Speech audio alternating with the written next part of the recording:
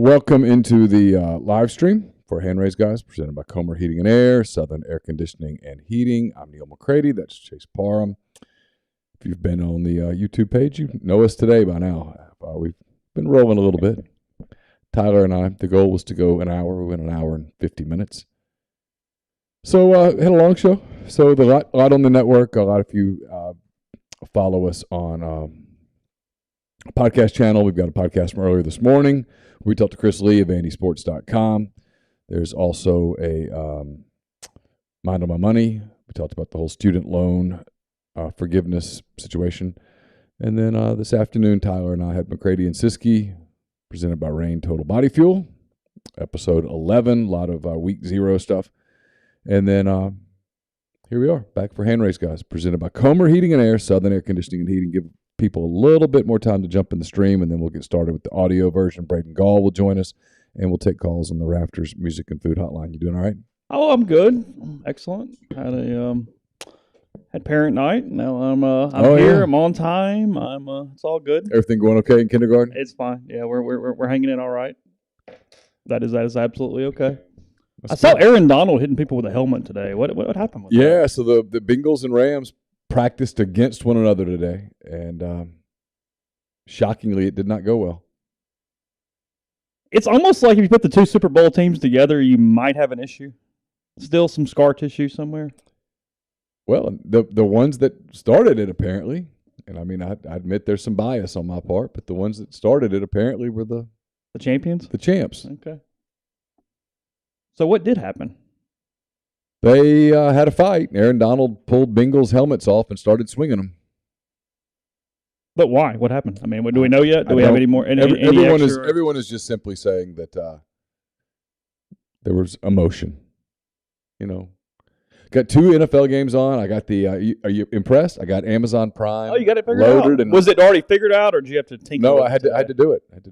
Okay. So that's up. We got Chiefs and Packers on one channel, Texans and somebody on another. So we'll get started with the audio version of the show. Everybody hang tight, and we'll be right back. Get rolling.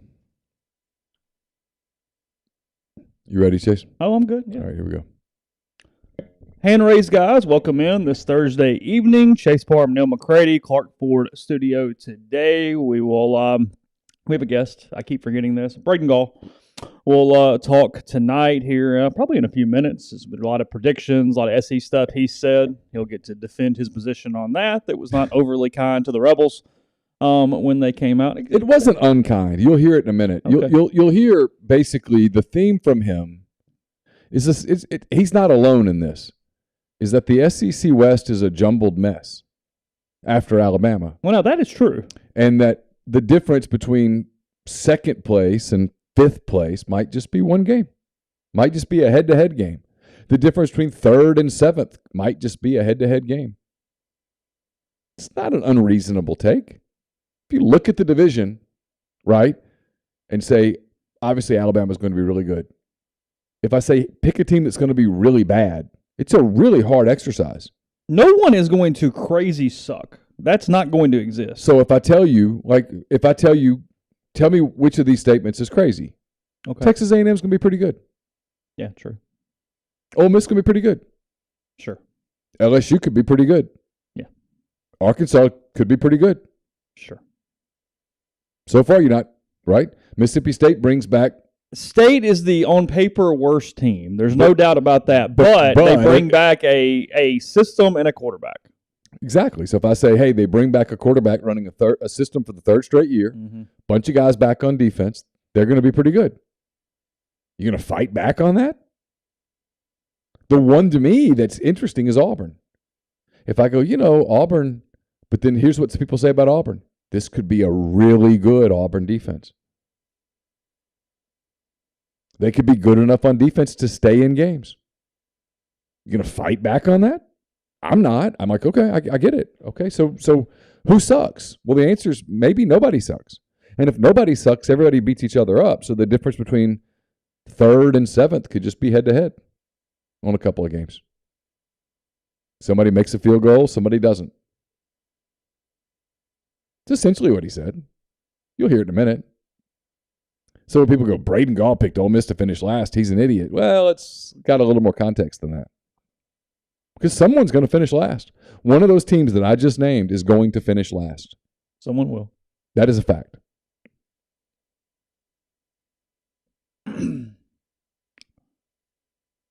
Auburn actually has the most question marks.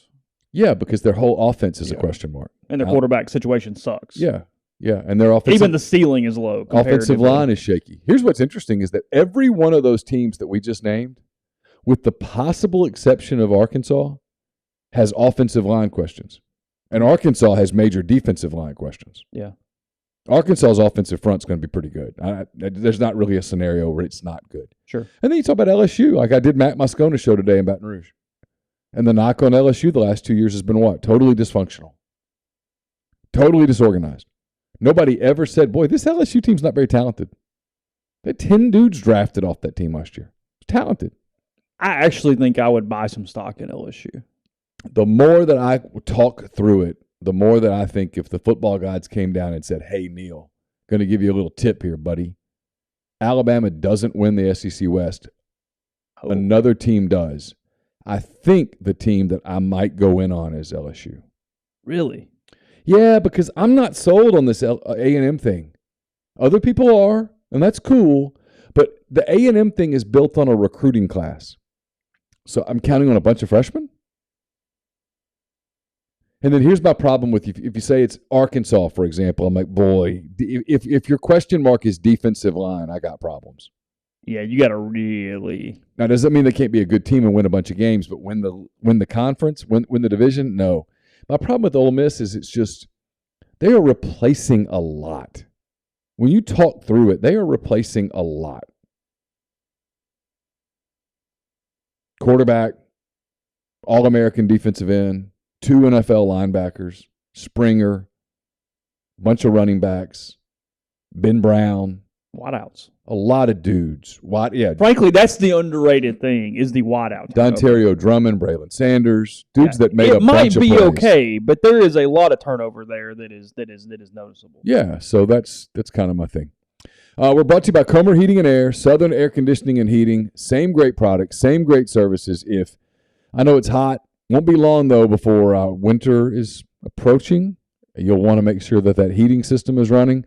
And it's still hot enough where if your AC starts to get a little jittery, you want to address that. So call, if you live in Oxford, Tupelo, the surrounding area, call Comer, 662-801-1777. If you live in Memphis, Hernando, DeSoto County, that area, get in touch with the people at Southern Air Conditioning and Heating, 662-429-4429.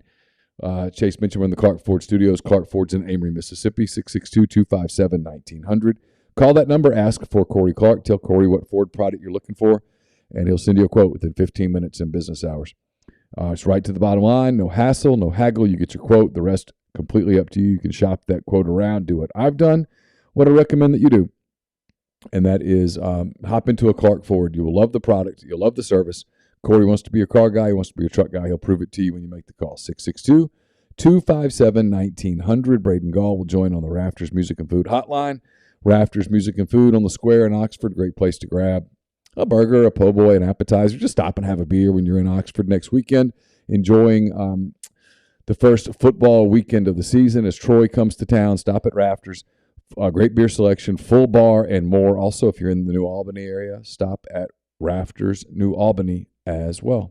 Tomorrow, the lunch special, if you are in town from the Oxford X-Line, spaghetti and meat sauce for that, bread, any size fountain drink along with that if you would like to partake, get a good lunch there for you. You know, you say that the any size fountain drink, and everybody goes, you're just going to grab the biggest one, but there's a time when you don't want the 44-ounce drink that you might just grab these. Even though it's all free at the same price, there's probably a moment when you wouldn't grab the Route 44 size just for the heck of it, right? Yeah. Sensibility there, right? Yeah. I mean, yeah, you don't want to drink 44 ounces at one time of Coca-Cola. Not on a regular basis. That's not good for you. Feel safe in saying that. Well, you could get unsweet tea. You could, and then you'd have. You don't have, because I don't know what 44 ounces of Coke calories are, but it's probably pretty high. It's not even the calories; it's The just the sugar. Sugar in a. Avery says, "Why does it have to specify meat sauce? Do people serve spaghetti sauce with no meat in it?" They do, absolutely. Yeah, because technically spaghetti's a noodle. Yeah, and the sauce is just sauce. You see, you have sauce. You can have bolognese, which is like with the meat. But that wouldn't be spaghetti because that's a different noodle. I thought the bolognese was the sauce. But you're expecting a wide noodle for bolognese. You're not expecting a angel hair or a spaghetti noodle for Like if somebody said bolognese, you're probably not thinking, hey, I'm going to have penne with this. Right? I don't know. I don't necessarily agree with that. Do you not? I mean, you could be right, but I don't really know what you mean. Like I've put bolognese with rigatoni. You want to guess, by the way, on the grams of sugar that's in a 44-ounce drink? Grams of sugar in a. I mean, I don't know exactly. I'm going to do a little math here, but I can do some 100. math. You would need to go way up. Are you serious? In 40 ounces, there's 130 grams. Oh my God! So, whatever that ends up being for the extra 4 grams. There, I guess 13, so 143. Okay, we have a discrepancy of opinions. Okay. On this. See, I've always thought that bolognese. But yes, bolognese is a sauce. Is a sauce. Bolognese is that is correct. It is a sauce. Like I've had it on rigatoni, I've had it on penne, I've had it on spaghetti noodles, I've had it on. So you have really? Yeah. See, when I say bolognese, I'm expecting almost like either a wide fettuccine noodle. Or almost like an egg noodle. Like a linguine? Maybe. I'm not expecting a thin noodle typically. I mean, whatever, but... So if I say spaghetti, what kind of a noodle do you think that is? That's just a regular size noodle to me, right? Angel hair is really thin. Yeah, I'm expecting a regular size, noodle. I mean, okay. I'm sorry. I don't know the name of whatever that is or is not. Yes. But yes, bolognese is a sauce. That is correct. Yeah. Italians do call the sauce gravy. But when I think of gravy, I think of like... Although in Italy, ragu alla bolognese is not used with spaghetti, but rather with flat pasta like tagliatelle, whatever.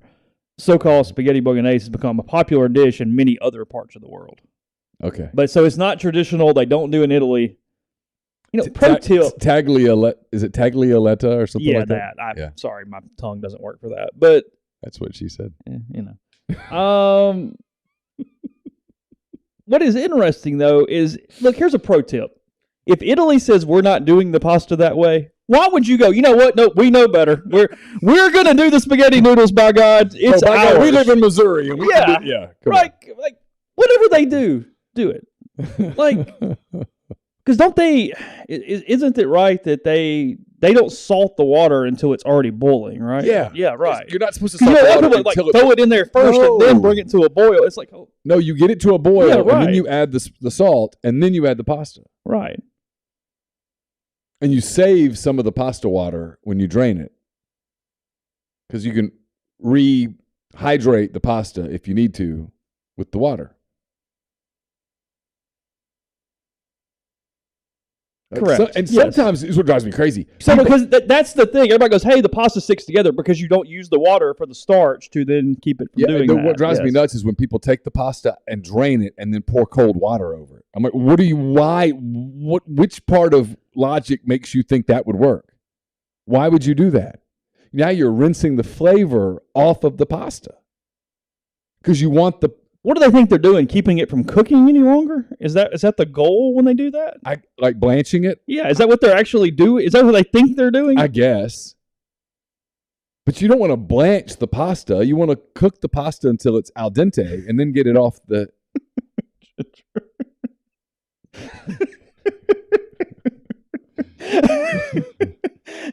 All right. I sense hostility from Ginger.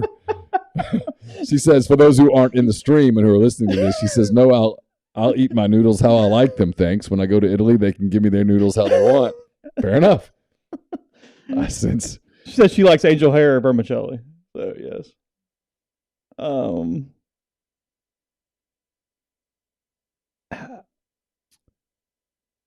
Do you wash your chicken like before you cook it? Yes. You technically only have to dry it, though, right? Yes. Yeah, right. But I will typically rinse it off. Then I'm going to provide my own flavor. If you have spaghetti leftovers, combine or keep separate the next day in the fridge. I've done both. Okay. You don't have a preference? Not really. I'm a separate person, but a lot of people think it like mixes all together and tastes better the second day, but I'd rather keep mine separate. Thanks. Oh, so do you ever take the pasta and put it into the sauce? Some pasta dishes, not normal spaghetti and meat sauce. Right. No, I keep it separate. Yes. No, rinse it, not wash it. Yeah, I'm not washing the chicken with like a substance. Just like a Palmolive. Yeah, no, we're just going to rinse it. It's I always knew that this Thursday night show just goes off the rails so fast, and I don't really ever I just did an hour and 50 minutes with Tyler Siskey, and this one goes off the rails. If you told me one was going to go off the rails within the first 15 minutes, I would have been like, oh, so me and Tyler. How did we get on this? I'm not sure. How'd the bolognese even come up? The Oxford Exxon. Oh, sorry. Yeah, crap. Spaghetti and meat sauce, right. I mean, how many podcasts have you done today? Yeah, fair. Beans and chili or not? I like it both ways, but yes, I prefer beans. And meat. Yeah. Yeah. Yeah. I don't want vegetarian chili. No. Nope. We're not. We're getting hearty here. We're not. Yeah, I mean the whole idea of chili is it's cold outside, it's hearty, and chili is definitely like July chili doesn't taste good. January chili is awesome. And it just is that way. I'm sorry. I'll fight this. I will die. No, we came to the agreement the other day that I think we agree. You can get away with chicken tortilla, and there's probably some other soups you could get away with, but chili is not one of those. Yeah. And neither is creamy chicken noodle. Yeah, I was with Corey the other day, and the soup special was creamy chicken noodle, and I was like, it's August. Because if you're sick, you want the more brothy one. Yeah.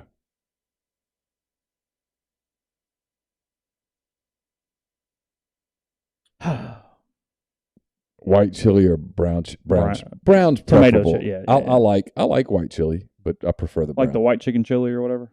Yeah, it's fine. And as much as I like Cincinnati, I've never had the Skyline. No. I don't want cinnamon and nutmeg in my chili. If I want that, I'll make a pumpkin pie. Well, with cheese and onions and spaghetti, it's all mixed together. Yeah, I know, and I don't want spaghetti on my chili. Crackers. I've actually never had really good clam chowder, so I have no idea. I've never had like authentic clam chowder in my life. It's a weak spot. Huh. I've never been to Boston, so I don't like. I haven't been in a long time. I've had good clam chowder. It was good. Is the chicken noodle soup at Chick-fil-A back? Wasn't it gone for a long time? You're talking to the wrong person. No, I know. I'm talking to the distillery. Yeah, I was looking down. Sorry. No, I like Chick-fil-A fine, but I'm not the person that drives by Chick-fil-A and goes, "Oh yeah, I gotta have that." It's not a religious it's experience. Not at all. In fact, I can't remember the last time I had it. Been at least a year. We'll rank the candy in October. We'll get there. Oh yeah, we'll rank candy. Had a good day? I'm good. Fine. I'm fine. Everything go good at kindergarten? You guys solved the world problems? It was very helpful. They had like a big group thing with both grades in one place, and you separated into your classroom for some updates and some understanding. Yeah. I learned how you actually grade kindergartners today. I was not aware of that prior to about an hour ago. Found out what days need to wear some tennis shoes for PE. Got some things accomplished. It was all right. That's good. That's good. It was fine. Looks like they moved some chairs around. Looks like the teacher realized that, first day you're just kind of putting all the kids wherever. Realized that probably some of those kids didn't need to be beside some other kids. So it looked like there was some rearranging compared to open house. Had to control some behaviors. Yeah, I got a feeling. So, no, it's all good. I feel like everything's still standing. Let's do a quick uniform grade. 49ers and Texans. The 49ers have a solid road uniform. Texans their uniform is fine. They should be better given their colors, but it's fine. Yeah. Like, I don't hate that. I love their helmet, actually. I do like that helmet. I'm not crazy about the jersey. What was the Dallas Texans uniform before they became the Chiefs? Do we know? I don't know. Okay. And then the other game is Packers on the road at the Chiefs, which is a really good uniform game for those who care. Who's it? Packers and Chiefs? Yeah. At Chiefs. Yeah, Packers road, Yeah. Chiefs home. Chiefs home is a pretty strong uniform. Okay. Red top on the white pant with the yellow stripe. Yeah. Yeah. Did you have just the normal grilled chicken sandwich, or are we doing like the deluxe that has like at least like, doesn't it have like some extra stuff on it? Don't they have 2 options? I don't know. Yeah, I'm going to pass on the kale salad. Ben wants to know if I saw the fight between the Bengals and Rams today. I did see some video of it. It was from a distance, though. It was kind of hard to tell exactly what had happened other than Aaron Donald. Aaron Donald had lost his mind. In a practice. Yeah. And they're going to play a game Saturday, but none of the starters are going to play. They stopped the practice. They just ended it. Zach Taylor, the Bengals coach, said, yeah, we just kind of quit early. That's it. Yeah. Probably a lot of pissed off people. Yeah, probably. They've gone against each other every day now for about 3 days, so they're probably sick of one another. And then you throw in the whole Super Bowl thing.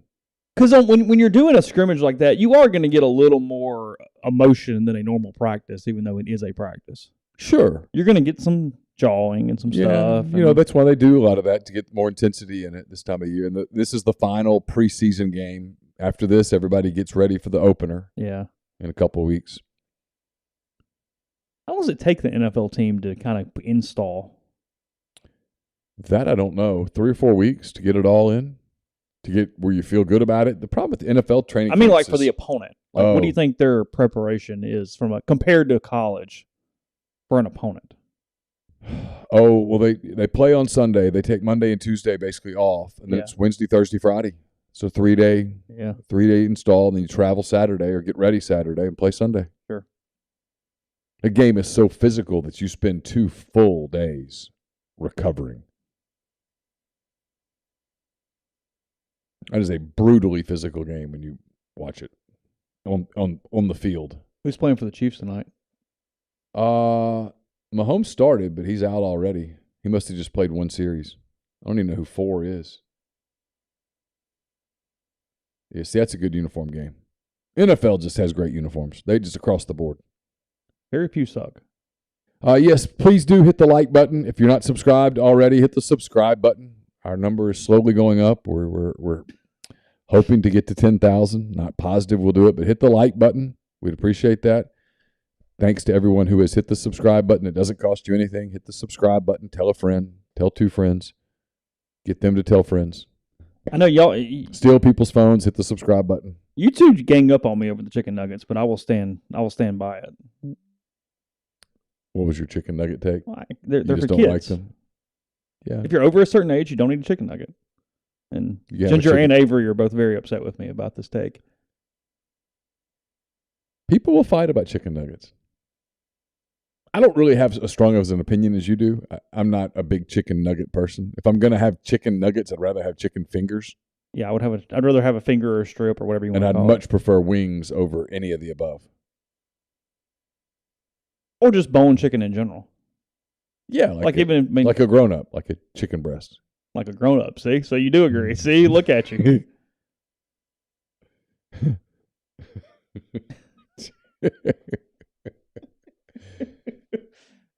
I like a really good grilled chicken wing. All in. Smoked, grilled, whatever. Yeah, smoked. Yeah. Smoked and then kind of charred just a little. Oh, I'm in. Totally. Had some of those in, where was I? I guess I was in Fayetteville last weekend at Feed and Folly. It's the first time I ever got in the wings there. They're really good. So if you guys go up for football season, Ole Miss plays up there in November. If you can get in Feed and Folly, get the wings. They were like lemon. They offered different varieties. I got the lemon pepper. They were excellent. They're really good. Lemon pepper. Yeah, scale of 1 to 10, I'd have given them a solid 9. Really? Oh, yeah. They were really, really good. Wow. Okay. Had a lot of meat on them. We don't have time to go through that. The bone just takes up space. No, the bone provides flavor. Yes. That's why, like, as Keg 6380 says thighs. And I assume he means chicken at this point. Probably. But yeah, hard to beat. I don't like the chicken minis at Chick-fil-A because I don't like the bread, like the roll thing with it. I would rather have the sandwich or nothing. It's not even the fact that it has just freaking chicken nuggets inside it. So you're kind of cheating there anyway, but it's the bread. All right. What? Navarro 1982 says boneless chicken thighs have really become popular. Are you having a hard time making that make sense? Well, Since it can't be a thigh without a bone? If I tell you, hey, this is a thigh, included in there is a bone. If I tell you there's no bone, then it means someone has filleted it. Well, has taken it off the bone. And now it's just a dark meat chicken nugget. Because that's all that would be, right? You would take the dark meat and then reshape it back into a... I guess. How do you trust that it all came from the thigh at that point? How do you believe? Are they even the same chicken? Or even chicken. Or that it's even chicken. How do you know? Because nobody can eat a McDonald's chicken nugget and tell me that's actually chicken. No argument. I mean, come on. No argument. The bone confirms for you that you're having chicken, which is the point. That's true.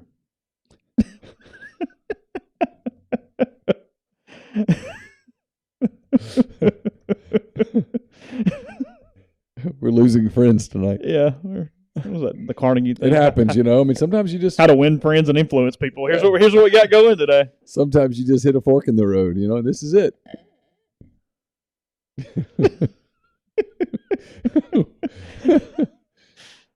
Glad there's not comment cards right now.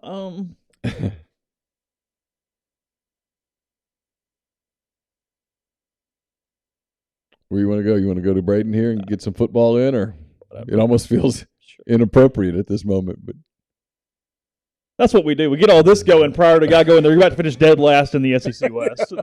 That's what tonight's show is. Yeah. It needs a warning label. You people who like chicken nuggets, you're nuts. Oh, and by the way, here's Braden Gall, who thinks Ole Miss will finish 7th in the 7-team SEC West on the Rafters Music and Food Hotline. Yeah, I have seen that stuff about the McNuggets and how all that comes together. We're jumping around Sure. to be the buzzkill here. Have you seen the Matt Araiza San Diego State story today? I have not. Well, you should read it. Okay. And then tell me when we're done on the other side, did the Buffalo Bills let him go punt? Okay. Better or worse than the Troy thing we talked about this morning? Whew. I'm not sure how you do degrees of worse in these type stories. It's every bit as bad, if true. Okay. And I hate to go probably worse because I think at some point you just hit the wall of bad. Yeah, it's just terrible. You just hit the bad wall where there's no, like, you're up against a concrete wall, and no matter how much pressure you push, you're just against the concrete wall. I think they're there. If you're the Bills, I mean, the first question for the Bills is, did you know about this when you drafted him? Did you investigate it? Are you confident that he is not guilty? Are you confident that his side of this story is even plausible? So he does have an explanation. I mean, I'll look at it in a second, obviously. I mean, yeah. But I mean, even his explanation sucks. But if the alleged victim's explanation is true, or her account is true, it's damning. Gotcha. Yeah, so I don't think he can. I'm with Rebel Blamer here. I can't let him touch the field for my team until I'm absolutely confident that he's in the clear. And I realize football players aren't angels often, but this is it's whoa. Okay. I'll read it in a second. Any other hot takes before we go to Braden? Anything else? No. You're gonna say like Disney World sucks or something to really get everybody going? I will say I think Disney World's kind of overrated. You wait in line a lot. It's hot as hell. It's in Central Florida, which is not my favorite spot on the face of the earth. But it's fine. Hey, I will. I'm all about a cheese class. I have no problem with cheese classes. Johnson Hill Creamery, johnsonhillcreamery.com Instagram page. I like cheese. Yeah, there's no problem. We have no issues with champagne, wine, or cheese classes. Now you're getting into something we actually will absolutely defend. Yeah, I could sip champagne all day. I'm good with you. It's fine. The bubbles are not a problem around here. We're all good. I mean, I'm fine on Disney. It's just not my, like the whole let's go to Disney for vacation. Okay. I mean, I can think of other places I'd rather go. Okay. Just sounds like a lot of lines to me. If I could go where I didn't have to wait in lines, I'm all in. Yeah. But if I've got to stand in line for an hour and 20 minutes so that I can ride Space Mountain for 90 seconds, you're good. I'm really okay. I knew that one would get the dander up. Okay, I went there on purpose just to ruffle some feathers. All right, I know. It's all fun and games tonight. It's all funny until someone gets their eye poked out. So, yeah, go ahead. All right, so here's Braden Gall. We talked to him earlier. I talked to him yesterday, as a matter of fact. So on the Rafters Music and Food Hotline. I think you'll like part of the interview. Parts of it will probably get your dander up, but that's okay. It's football season in 9 days. We'll start to find out who's right, who's wrong, and all of those things. Here is Braden Gall. Braden Gall, kind enough to join us here on the podcast. He is the host of Fringe Element. It's an SEC football only podcast that I think you guys would really enjoy. He also hosts a football show and the Cover 2 podcast as well. So he's a busy guy. Just got back from Titans camp. He's Nashville based. You might already know that. Before we dive into college football, I had an NIL deal. We did a show last year with Chance Campbell. At the time, he was an Ole Miss linebacker. It was kind of a roll of the dice a little bit. I did some research and everybody was like, hey man, he's a great kid, super organized, he's going to be a really good football player. And I was like, I want to do it with somebody that the fans don't already know. And it worked out perfectly. He was great. Not all shows with players are super smooth, Braden, as you might imagine. They're busy. They have stuff going on. They're only 21, 22 years old. They forget. Chance never forgot. He was phenomenal. And I say all that to say this. I've talked to some NFL people around, just people who've been to camps and stuff, and they're all like, hey, man, this guy's going to make the Titans, and he's going to play. So you were just out there. We're about, T-minus 2 weeks or so from the start of the NFL season. Give me an update on the former Ole Miss linebacker. I think that assessment's pretty accurate, honestly. Right now he's number 3 on the depth chart. Monty Rice, linebacker out of Georgia, has been dealing with an Achilles from last year that has kept him out all of camp. So, ironically, you got Zach Cunningham, Vanderbilt alumni, along with Monty Rice and Chance Campbell. David Long is the starter with Zach Cunningham, but those two are the starters. After that, it's Chance Campbell. He's played a ton of snaps in both preseason games. I think that the chart on him and the scouting report on him was pretty accurate. Little undersized. I think he, in the open field against NFL running backs, I think he lacks a half a step, but otherwise he's in the right place at the right time at all times. The coaching staff trusts him, and I think he was a 6th round pick, for him to be basically number 3 on the depth chart and the first guy off the bench right now. Now he'll drop down a spot when Monty Rice comes back, but he's been really good. I mean, he broke up today. He was running against the ones today and broke up a pass in 2-minute drill and a over the middle to Nick Westbrook-Akine from Ryan Tannehill, and he jumped in there and knocked it out. Defense goes crazy, and so he's earned his playing time. Really good special teams player, so that's important for a guy of his sort of draft stock. So it's been a good camp for him. So he's more athletic than he gets credit for, and he's such a cerebral guy and such a hard worker and such a determined guy that you knew all the intangibles. He checked every box, and he would be able to help you on special teams. I just think it's so cool that, assuming he makes the roster and plays, and it certainly sounds like he will, that his first game is going to be back home in Baltimore. It's got to be a cool thing for his family. I got to know his family a little bit over the course of the last year. They're great people. I'm super excited for him. So that's a cool story. I know that Chance labored over the decision about whether to come back to Ole Miss, and I think at the end of the day, he just decided, hey, my stock is where it is. It might go up a little, but it could fall because players get hurt in football. And he's like, if I'm going to do this, this is my dream. Let's chase it. And it looks like he's landed in a great spot.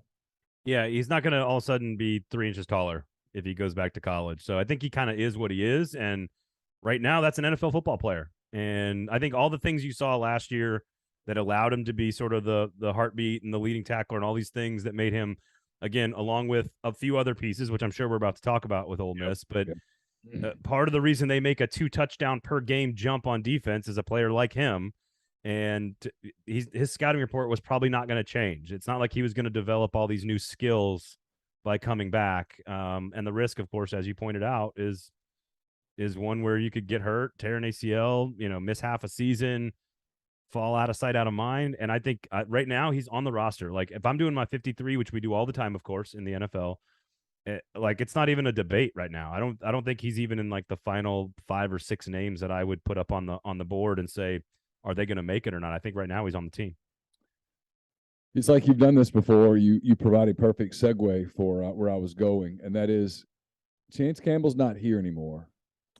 Another guy that didn't get talked about nearly as much because he didn't come on until a little later in the season is Mark Robinson, who is blowing up Steelers camp. Yep. Both of those guys are going to play this season in the NFL as rookies, which means they were pretty damn good college players who aren't in college anymore. It's one of the concerns I have about Ole Miss. I think this Ole Miss team has a chance to be really good. I think it's got a chance to win more games than I think you think they do, and we'll talk about that in a second. But I'm worried about linebacker. I'm worried about, do you have the impact guy at safety to replace Jake Springer, who was perfect for what they asked him to do? He wasn't an elite player, but he was an elite player at doing what they asked him to do. And then obviously you have Matt Corral, and you've got some shakeup on the offensive line. I say all of that to get to this, Braden. You are less high on Ole Miss than maybe anyone that I've run into, and it's one of the reasons I wanted to get you on now, because we're about a week away from, this time a week from now, it's going to be 48 hours until kickoff, and it's going to be, here we go. Yep. It's that last week where you sort of project. What is it about Ole Miss that you don't like compared to the rest of the SEC West? So I want to be very clear. I still think they're going to a bowl game. I still think they're a quote unquote good football team. So like I don't want to do the sports talk radio thing where either they're going to go to the Sugar Bowl or they suck. Yeah. Like, no, there's actual real life middle ground in there. And I think a lot of it is when you start to remove, like, certain programs can lose both coordinators, every major star on defense, and a historically epic quarterback that is probably the most productive and greatest in school history that's not named Manning. And if you take all of that away from 99% of college programs, there's going to be a major step back. Alabama and Georgia and Ohio State can do all of that, but like very few teams can do that, especially if you're going to live in the portal and not recruit and not have like, it's not that Lane Kiffin hasn't recruited well. He has. It's he doesn't have 5 or 6 years of classes stacked on top of each other. Just automatic. Like Kentucky's a perfect example of this. Like if Kentucky loses a player, I feel more comfortable with what their options are going to be because Stoops has recruited every one of those guys, developed every one of those guys, coached every one of those guys, and they're just, there's more continuity there. So I think that is a very vague and nebulous way of putting it. I also think you package that with the coaching staff. And DJ Durkin, I think, is a really good coordinator. You lose him. Again, we've talked about all the stars on defense. You talked about Robinson, Campbell, talked about safety, you talked about pass rush, you talked about run stuffing. Like every major thing they did well that allowed them to get better is all gone, from the coordinator all the way down to all the pieces. And in a conference and in a division where everyone is going to be better. Arkansas, I think, is going to be better. Mississippi State is going to be better. I especially on offense in particular. Alabama is going to be better. Texas A&M should be better. Like they could all be better on offense. Every single team they're going to play, by and large in the West. I think Vanderbilt's a different story altogether. But if you look at who they're going to play and who they're going to battle with, it's all a major different step. And they could have lost an extra game or two last year. They lose it. They're one play away from losing. They're like 3 yards away from losing the Tennessee game if a quarterback hits an open receiver in the end zone. So that all sounds like negative stuff for Ole Miss. I actually think it's a major compliment that you can lose all of that stuff and that Lane Kiffin could still have a team that could go to a bowl game. That to me is a compliment, actually, to Lane Kiffin and Ole Miss, because most programs cannot lose all of that stuff and still be good. You know, I've tried to tell some people, Braden, what's interesting to me about Ole Miss, I've had people say, what do you think? And I'm like, well, look, I get them at 8-4 most of the time when I do the win, loss, win, whatever. But I'm always like, if you told me I was off a game, I would go, okay, they went 7-5. And it's like, why? And it's like, because there's just question marks. Could they get to 9-3? Sure. Is it likely? I don't think so, because I don't like the back half of their schedule. I don't like the way it's stacked. They haven't settled on a quarterback yet. And here we are, as we tape this, 10 days away from the start of a season. Yep. That to me is a caution flag.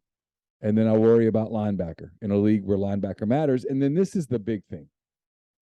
The rest of the division, obviously Alabama's the best team in the country, according to everyone. Different people have different thoughts about A&M, but a lot of people have them as a top 10 team. You mentioned Mississippi State. You like the over on Mississippi State's win-loss at 6.5. You like them over. You like Arkansas over. I like LSU over. I like Auburn over. Like I like everybody over. Like Connolly's SP Plus stuff came out the other day, and he's got everybody in the top 20. And it's like, hey, all these guys are going to play each other. People have to lose games. So let's take a few of those kind of individually. Let's start with Mississippi State. They finished the season so poorly last year. They lost that close game in Fayetteville. They lost to Ole Miss. They lost their bowl game, and people sort of forgot about them. They do return a third-year starter at quarterback in a Mike Leach system. There's more familiarity. Mm-hmm. They have a chance to be okay on defense. When you look at them, what do you sort of see? Honestly, I've got the under 7.5 for Ole Miss and the over 6.5 for Mississippi State, but it's because I think Mississippi State wins that game.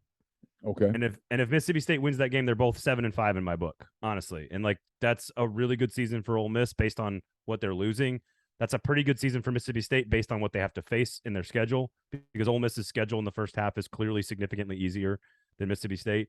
But like I think LSU is significantly improved.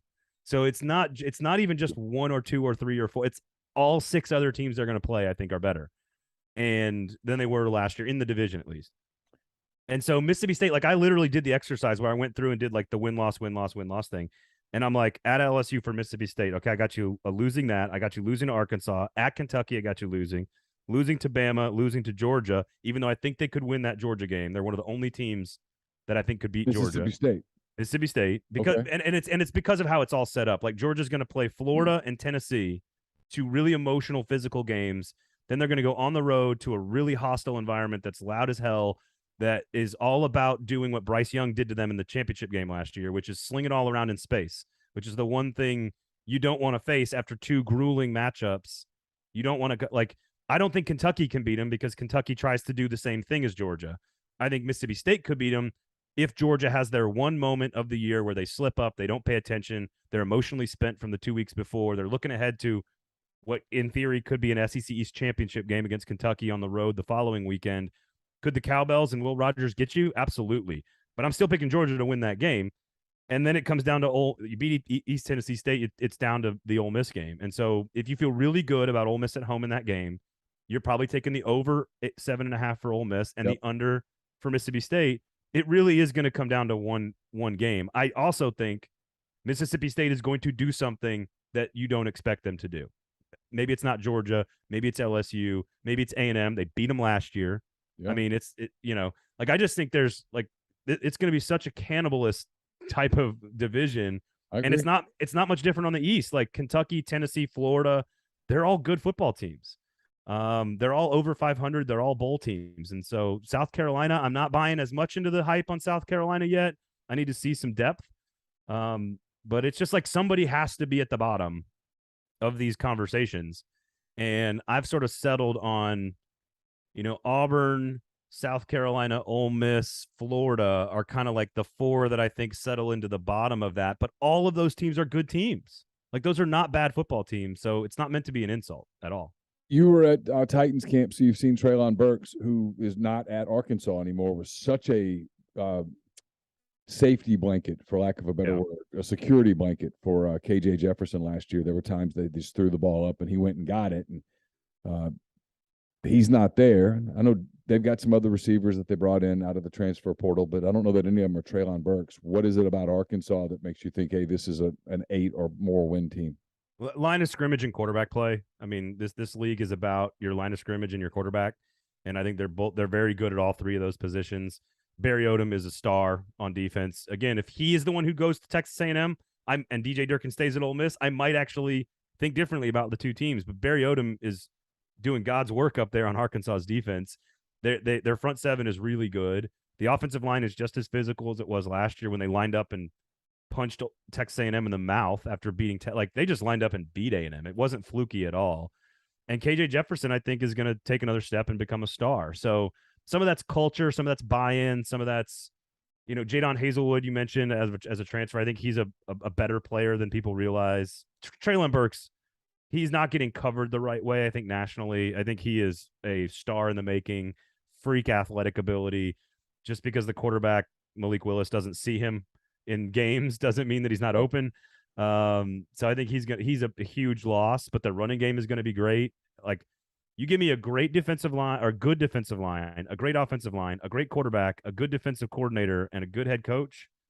It's hard to beat a lot of that when you put it all together in a schedule full of swing games. Like, that is like, honestly, Neal, I've never seen an SEC like this. Honestly, I've never seen a schedule like the one they've got. They've got these weird games. Arkansas does with Cincinnati, and still got that trip to BYU. I don't know who scheduled that. That was nuts. And then they've got the Arlington game in Jerry World against A&M. Right. They just got these emotional games early that, you're right, are swing games, and who knows what they look like. The BYU thing is weird. I think BYU is really good. Yeah. And like, they get Notre Dame in Las Vegas. They got to play Oregon. Like, they got a lot of good. They could ruin a lot of seasons. BYU could. And Arkansas is absolutely one of them. And that could also be the game that hits the over for Arkansas. It may not be an SEC West game. It may be the BYU road trip. I think Baylor's got to play BYU. Baylor's a top 10 team, in my opinion. And BYU could derail that entire thing. So I think BYU is going to play a very strange role in college football this year. And we know that they got a great quarterback. They have 25-year-old, family men along the line of scrimmage. Like, they're all grown adults with kids and stuff. So it's like, I don't want to play that in the middle of the season on the road. Whoever that must have been a Jeff Long thing. Jeff Long must have scheduled that one. Yeah, Sam Pittman has to look at that game and go, what in the hell? I mean, give me Pine Bluff at home that day. So, yeah, what's interesting is the state of Utah is going to have something to say about the college football season. There's 3 really good teams in there are. Real quick, before we get to some other teams that I wanted to ask you about, what about Tennessee? You're there in that state. I've heard people say, hey, Heupel's a little concerned about maybe what's coming next season because he thinks they could kind of take an inevitable step back just because of what leaves, but that this has a chance to be a 9, maybe even a 10-win team. You're around it a little bit. What do you think with the Vols? I think that's a little over their skis. I almost always sort of lean on like probabilities in a weird way, not from like an analytics standpoint, but just like, what are the odds this happens? And Hendon Hooker had the most efficient season in the history of Tennessee football last year. Literally the most efficient season in school history. What are the statistical odds that he replicates that again? They're small. And it doesn't seem high. I think he's going to be great. I think he's going to have a great season. I think the offense provides a very stable floor for that team every single game, probably 31 to 35 points, no matter who they're playing, even maybe Bama or Georgia. Their defense has got huge questions everywhere. Corner, tackle, linebacker, depth, front seven. Like, they've got 2 nice pass rushers in Young and Barron, but like, that's about it. Every game they play is a swing game. They got Pittsburgh, Kentucky, at South Carolina, like at LSU is a loss in my opinion. And then you add Bama and Georgia to it also. So this 10-2 thing to me is, for them to go 10-2, every single thing is going to have to go right. And statistically, life doesn't work that way. Right. And so I think Tennessee's a good football team. I think they're going to have a winning record. They're going to maybe even be better than they were last year if they beat Pittsburgh, let's say, on the road. All of a sudden, they're 8-4. They should have lost the Kentucky game last year. I think they beat them this year, maybe in Neyland. But I think Kentucky's a more complete football team. I have Kentucky at 2 in the East. 9-3 to me is Tennessee's ceiling, and that's if they win every other swing game. And again, that would be Pittsburgh, Kentucky, South Carolina, namely. If you lose to LSU, Bama, and Georgia, you're already at 9-3. Like I don't know. Like I just think you're asking them to be perfect. And oh, by the way, if you talk to coaches about that offense, it's very easy to scheme for once you know what it is. And so I would be concerned if I'm a Tennessee fan about being too predictable on offense, because everyone, once you get tape on Josh Heupel's offense, you tend to figure it out, especially if you've got better players. And right now, Tennessee does not have better players than most teams if they're going to play. You've got Kentucky 2 in the East, and I'm with you completely. Who do you have 2 in the West? I'm trying to find a reason not to pick A&M, honestly. Like I'm like A&M's got the best roster of everybody else, not named Bama. They got a coach who's got a ring. I losing Mike Elko is a huge deal. I think that's a huge loss for them. But their talent level is just so good. But I think they're still going to do some A&M stuff. So like I don't know. Yeah. Like you lose to both Mississippi schools, a bad LSU team, and get pushed around by Arkansas. Like that's not just Zach Calzada. That's not just the quarterback situation. So if they've got a quarterback who's better and the talent level is still as good as we think it is, like I think the offensive line is going to be real salty. They got weapons everywhere. It's almost like Jimbo Fisher has to evolve the offense to some degree, kind of like we've been talking about with Kirby Smart for the last few years. And if he does that with Haynes King, then I think that it's pretty clearly A&M. But I'm searching though. I'm looking around going like who. Like, I don't think LSU has enough pieces on the offensive line. Mississippi State and Ole Miss, their schedules to me are too difficult, especially in the back half. Auburn, I just can't pick Auburn to do anything dependable at all. So it kind of comes down to Arkansas versus A&M, and Arkansas pretty much manhandled them last year. So if you're going to pick somebody else, it's probably Arkansas. I just think A&M has to continue to ascend, though. And again, they were 5th in the country in 2020. They were one spot away from the playoff. And I think people forget that they were pretty good when they got good quarterback play that year out of Kellen Mond. And I think they're going to get better quarterback play. So I'm going to go A&M, but I'm like actively searching for someone else to pick right now. I love some of your other thoughts on teams around the league. You and I share a similar thought on NC State. You have NC State going to the ACC title game. I'm with you, by the way. I just think if you look at their roster compared to the rest of the ACC, they're right there. We saw Baylor in the Sugar Bowl. That was a dynamic defense. Dave Aranda's a terrific defensive coach. He's turned into being a terrific head coach, I think. You've got Baylor in the Big 12 title game. I'll get you to talk about those, but here's the one that turned my head, and I was like, what? And make sure I read this correctly. You've got Purdue in the Big 10 title game. Now, technically, those were wagers. Okay. So I was chasing value on. Now I definitely have Baylor playing in the Big 12 championship game. Okay. I go back and forth depending on what my mood is between Clemson and NC State. And Purdue is more of, again, a long shot, good value bet. If I'm going to place a bet on a team to play in a championship game and I can get like plus 600 odds on it, I think Purdue's a really smart play. They also do the one thing in that division that no one else can do, which is complete forward passes. So that's a skill that I think is valuable in 2022 football. The other two teams are completely about what do they have in common with Arkansas, which is great line of scrimmage play on both sides of the ball. Baylor's line of scrimmage is a complete representation of Dave Aranda. Dave Aranda, they literally took LSU players and have turned them into All-Americans on Baylor's defensive line. NC State's the same thing. People don't know how good that defense is. They have 2 All-American linebackers. They've got one of the best secondaries in America. They were the second best defense in that conference behind Clemson, which is maybe the best defensive line in America. Their offensive line is really, really good. They just put somebody in the league with a first-round draft pick with their left tackle.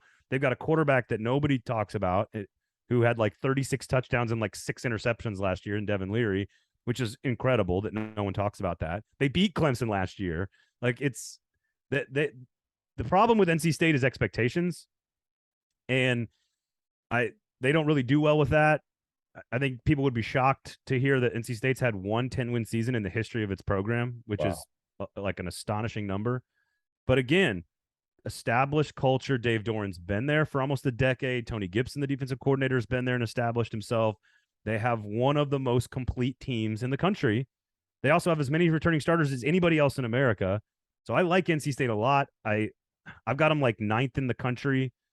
I don't know if they're going to beat Clemson on the road. That's a tough game, but I think they can absolutely get to 10-2. And if you're putting a wager down on playing in the ACC championship game, NC State's a really good value play. I think Baylor's a potential playoff team. Like if they don't get tripped up, again, BYU in the non-conference, if they have to split with Oklahoma, that's my concern. Play in the Big 12. You don't have to win Right. that many games. I mean, it's the total opposite of the SEC West, where you could be an Ole Miss or a LSU or whatever and be a really good team, and just the weight of the schedule finally collapses on you. If you play in the ACC or you play in the Big 12, you do get, and I put these in quotes, but you get breathers, right? I mean, you got to play Syracuse. You got to get ready. You got to focus, but that's not the same as having to go to Fayetteville or having to go to College Station. It's a different deal. I don't think so. I'm not going to compare the Big 12 to the SEC. I'm not. That's not what I'm doing here. Right. But I do think week in and week out, that is one of the most balanced conferences in the country. To me, there's not, like, Kansas is much, much better with Lance Leipold, who's a really good football coach. They are much better. They are tougher out today than they were ever before. Texas Tech is a tough out. I think West Virginia is pretty good. I like the over 5.5 on West Virginia. Yeah. Kansas State could challenge for a spot in the Big 12 championship game. Texas is Texas. Oklahoma State's really good. Oklahoma's going to be good. Like, that is a good conference from 1 to 10. ACC has far more breathers, in my opinion, than the Big 12, but the balance inside the Big 12 makes it tough to pick anybody to go to the playoff, because I think, again, if you're Baylor to make the playoff, you probably have to beat Oklahoma at least once, if not twice, and you probably have to do it in the Big 12 championship game, because I think they can beat Oklahoma once in the regular season. I'm not sure I'm picking them to come back and beat them twice, and that's the tricky part, and be perfect in the non-conference. But what Baylor does is different than everybody else in that league. Like, they are going to line up and beat the tar out of you at the line of scrimmage, and that is, like, Iowa State does it to some degree. Oklahoma State did it with Jim Knowles, who's now at Ohio State.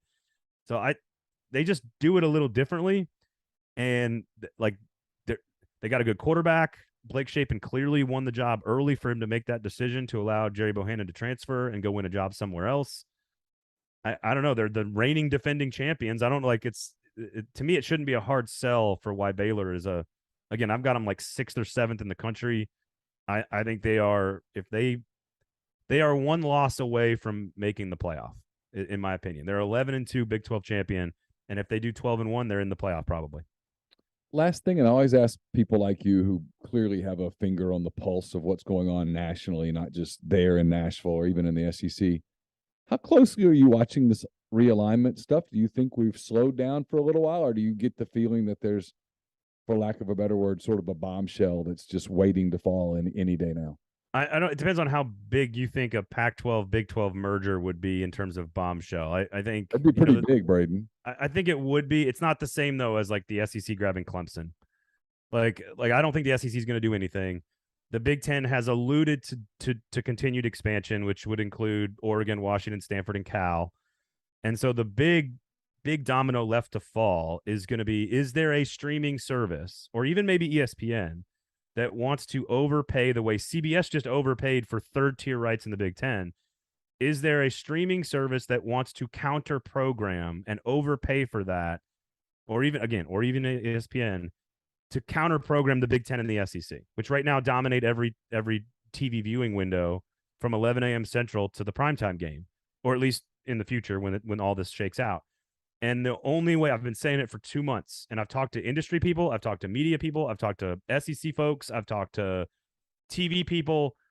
The game plan is take the football teams and fan bases of the Big 12 with the best football teams from the West Coast and play them on Thursday night, Friday night, and Saturday night. And that is how you counter program all of the Big Ten SEC stuff that's happening. And you could do that with, like, if you're telling me that Utah versus BYU is going to be on Friday night, like, I'm not watching anything else. I want to watch that. Sure, of course. You give me Oklahoma State, West Virginia on a Thursday night, I'm watching that over an NFL, kind of a middle of the pack, average NFL game. As a college football fan, like, I want to watch Washington State and Oregon State and Colorado and Arizona schools and Texas Tech and Baylor and TCU. Like, these are good teams. And so, to me, you package that all together and you put it on either ESPN after dark or streaming after dark, and you make it a Thursday, Friday, Saturday night play, to me, that's how you do it. I think that's coming sooner. Whatever that is, that's gonna be the first thing that happens. And if Oregon right now, Oregon, Washington, Stanford, and Cal are trying to play poker with the Big Ten, and they're with a really garbage hand. They're trying to convince the Big Ten, like, you got to take us now, or you're never going to get us, or we're going to go to the Big 12. And I don't know if that's a bluff on their part, but that is the next thing that could happen. And right now, the Big Ten's in no rush to do that. They just signed their. If you're the Big Ten, right? If you add those 4 schools, and I don't know what those 4 schools really bring to the table. They're fine, they're good, but now you're 20 schools, and you're asking your TV partners, "Hey, ante up." And which was written into the contract. Like, it goes from $7 billion to $10 billion if they expand further. So it's all right there in front of us. Like, they're not doing, like, all the quiet stuff is out loud. You know what I mean? Like, it's not like they're hiding this stuff. So Oregon and Washington Washington made the playoff, and Oregon's played in 2 national title games. I mean, that's all you need to say to convince me of those two. Stanford is obviously academically aligned with the Big Ten. Cal, same thing. It's almost like, if you buy Oregon and Washington, we'll throw in Stanford and Cal. Right. And they definitely want a West Coast wing, because if you're NBC and you're paying $300 million for a primetime slot, you probably want more than just USC on the West Coast in that evening time slot. It's probably going to be Ohio State in the noon slot, and it's probably going to be Wisconsin, Nebraska, Iowa in that 3:30 slot, and then you're going to get West Coast stuff on the NBC broadcast. That's a really good game plan if you're Kevin Warren in the Big Ten. It is, and if that happens, and you're Colorado and Utah and Arizona State, you got to bolt. You got to bolt. You can't stay any longer. Yep. Last thing, what do you think Notre Dame does? Stays independent? Nothing. And I think the SEC is going to help them stay independent. Like, the SEC and Notre Dame are aligned for the first time ever in history. And the SEC and Greg Sankey, and I know this almost for a fact, they will go out of their way to make sure Notre Dame has a path to the playoff, because as long as Notre Dame has a path to the playoff and can negotiate its own TV rights, there's no chance they're joining a league. They don't need to. They have no desire to, and the SEC will help facilitate that, because why? It's a 2-horse race now in college football. Why would the SEC give the biggest chip left on the table to the Big Ten, their primary competition? So the SEC is going to do everything in their power to keep Notre Dame independent and to give them access to the playoff. It's going to be a 12-team playoff, exactly like they laid out, a year and a half ago. And Notre Dame will have an access point where they don't have to play a championship game, and they're going to get in. And that's okay. Like, I'm fine with that as a fan. I don't care. The SEC wants that to happen. Keep them out of the Big Ten. They're definitely not going to the ACC. So it's maybe there's a tipping point in like 2036 where they break away, and there's the only playoff is between the SEC and the Big Ten. And when that happens, then yes, Notre Dame will have to join a league. But as long as they've got access to the playoff, they're not. Why would they ever join a conference? Braden, great stuff as always. Really appreciate it. I know you're a busy guy. Thanks for making us carving out a part of your day for us. We really appreciate it. Yeah, always a pleasure, dude. Anytime.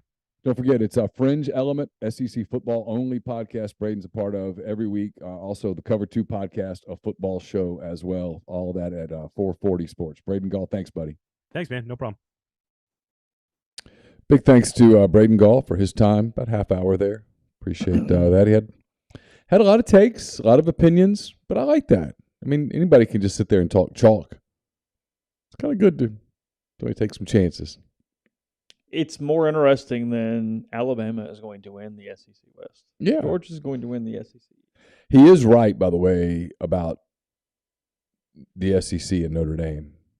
The SEC will do everything in its power to keep Notre Dame as an independent.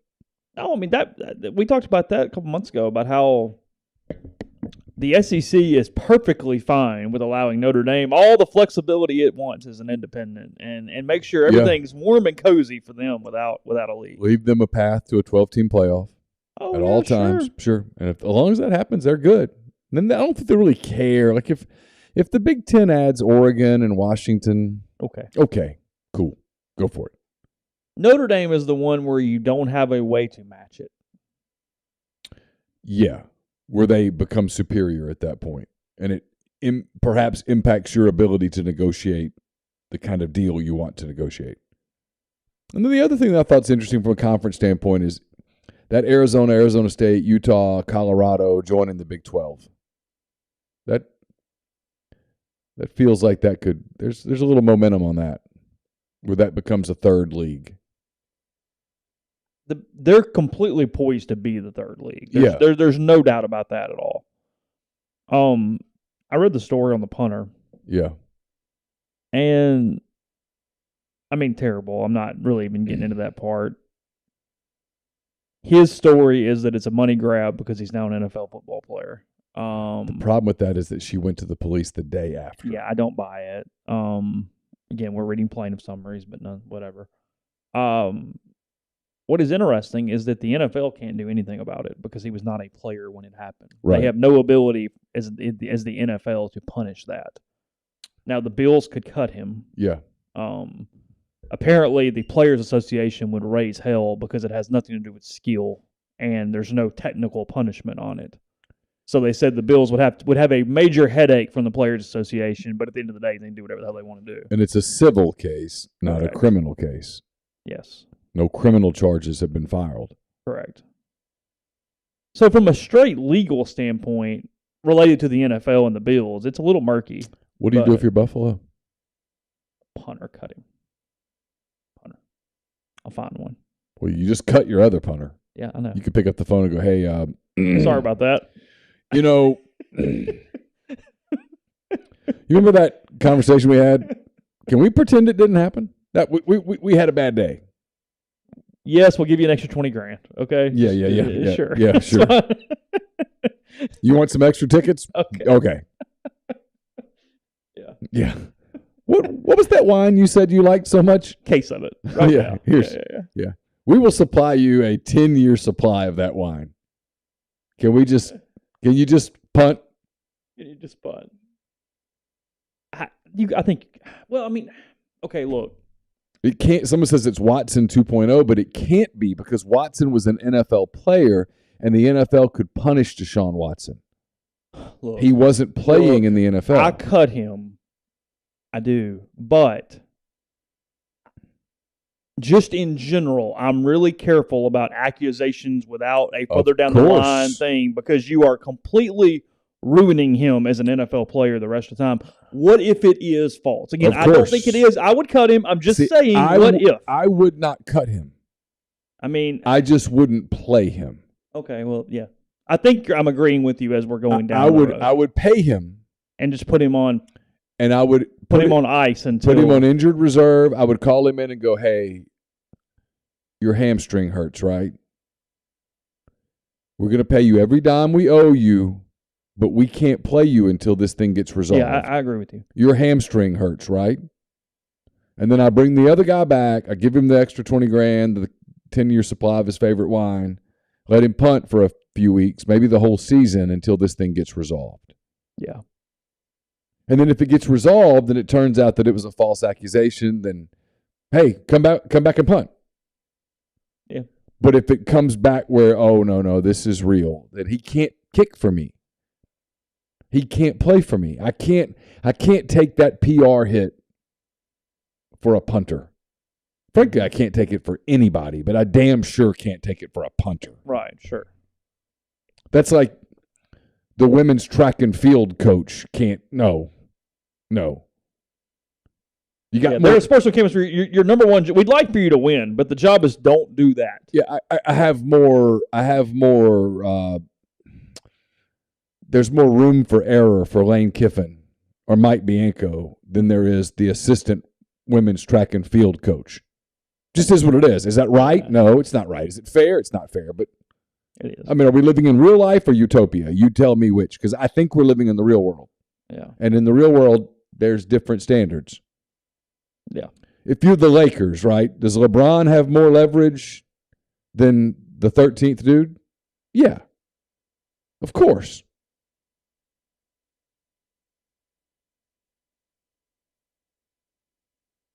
It's a hell of a story. If you're Buffalo, we're having hand raise guys. If you're Buffalo, you're in a room right now with some people, and hand raise guys. You need good ones. You need a good one because someone goes, I'm in that room going, okay, somebody make the case for him staying. Someone make the case for he's got to go. Let's hear it. And then I kind of want someone to go, give me the reaction for the casual fan, our female fan. Give me the reaction for let's talk about this. Mm-hmm. And then you have to get on the same page. You have to have a unified front. And you need a decision quickly. It can't linger out. You need a decision before your opener. Yeah. On that Thursday night. You're on national primetime against the Super Bowl champs, and you need to figured this out. Because if he trots out, I mean, I guess you could tell Josh, hey, whatever you do, Josh, we can't punt. So, okay? Touchdowns or interceptions, buddy. Nope, we can't punt. Yeah. Because the first time he trots out to punt, that's the story. Oh, 100%. I mean, and I can't cut him. And I get where the Players Association so you're punishing him, you're assuming guilt. I get it. I get it. Yeah, I do too. So I pay him. And I tell the Players Association, no, he's getting his money. Yeah. He's employed. And if we see anything that he is innocent, then sure. Boom away. Yeah. But we can't. He can't play like this. He can't be a visible member of our organization. It's why the NFL came back when the 5-game suspension on Deshaun Watson, when the reaction from the public was that's not enough. They went, okay. Okay, it can't be. We got to go for a year. We're obviously don't have sound on. I'm seeing from social media that they're saying Amazon is doing a great job with the broadcast here on this. It's Al Michaels and Kirk game. Herbstreit. Yeah. I'm going to guess it's really good. I mean, when I first looked up, it was like Kirk Herbstreit on an NFL game, and then you're like, he's very talented. And Al Michaels is one of the best broadcasters in the history of the planet. Yeah. Yeah, apparently it's exceptional judging by social media. It's going to be very good. They spent a ton of money. They must believe it's going to work. It's just such a changing landscape. It's what I get that it's a newer TV and everything else, and I get that whatever, but the streaming picture is really good. Oh, that was not a good pass, however. That wasn't Lance, was it? They've got like a backup or somebody playing tonight. I don't know. I wasn't watching. I don't think that was Lance, but I could be wrong. I saw an ESPN mock a minute ago, by the way, that had Will Anderson 1, Jalen Carter 2. Okay. Just the hell of it. I can buy that. All right, we'll open up the phones here on the Rafters Music and Food Hotline. I know I need to post that number, so I will do that here momentarily. Appreciate Braden Gall. I know not everybody did, but you know what? That's okay. You don't have to. Not everybody has to agree with that. Here's the great part about this. Starting next week, Chase, they're going to play games and stuff. They're going to play games. There's going to be scoreboards. They're going to, and the scoreboards when they open are going to say 0-0, 15 minutes first quarter. Somebody's going to kick a ball. Someone's going to kick a ball, and away we go. And then none of the talking heads. My God, this mock draft has Anthony Richardson 10th overall to the Giants. I just don't see it. I mean, I know it's becoming my hated player for where's the year. Levis? 8. 2. Not that it matters. Yeah, completely not. But Lions. Okay. You're suddenly okay with that now with the coaching change, though, aren't you? Yeah. That's not the stigma that would have had for a long time. No, he's sharp. Got a great staff. Have you looked at his staff? His staff is full of former really good NFL players. Got the Bengals taking a corner from South Carolina. I can see that. So phone line's open, 662-259-8563 is that number. And Tyler Van Dyke, the quarterback at Miami, 24 to the Seahawks. Oh, interception for the 49ers. That should have been a touchdown. The Lions have the Rams pick this year, too. So their second first. Hey, caller, who do we have? Hey, this is Drew in Madison. Hey, Drew, what's up? Oh, nothing much. Appreciate the show tonight. Look, I got two things. One is sympathize with you, Neal, with the McCready thing. Yeah. My last name is Coker, Coker, and but for some reason, people who never took phonics like to say Cocker. And but how? Because Cocker would be Cock. Cock.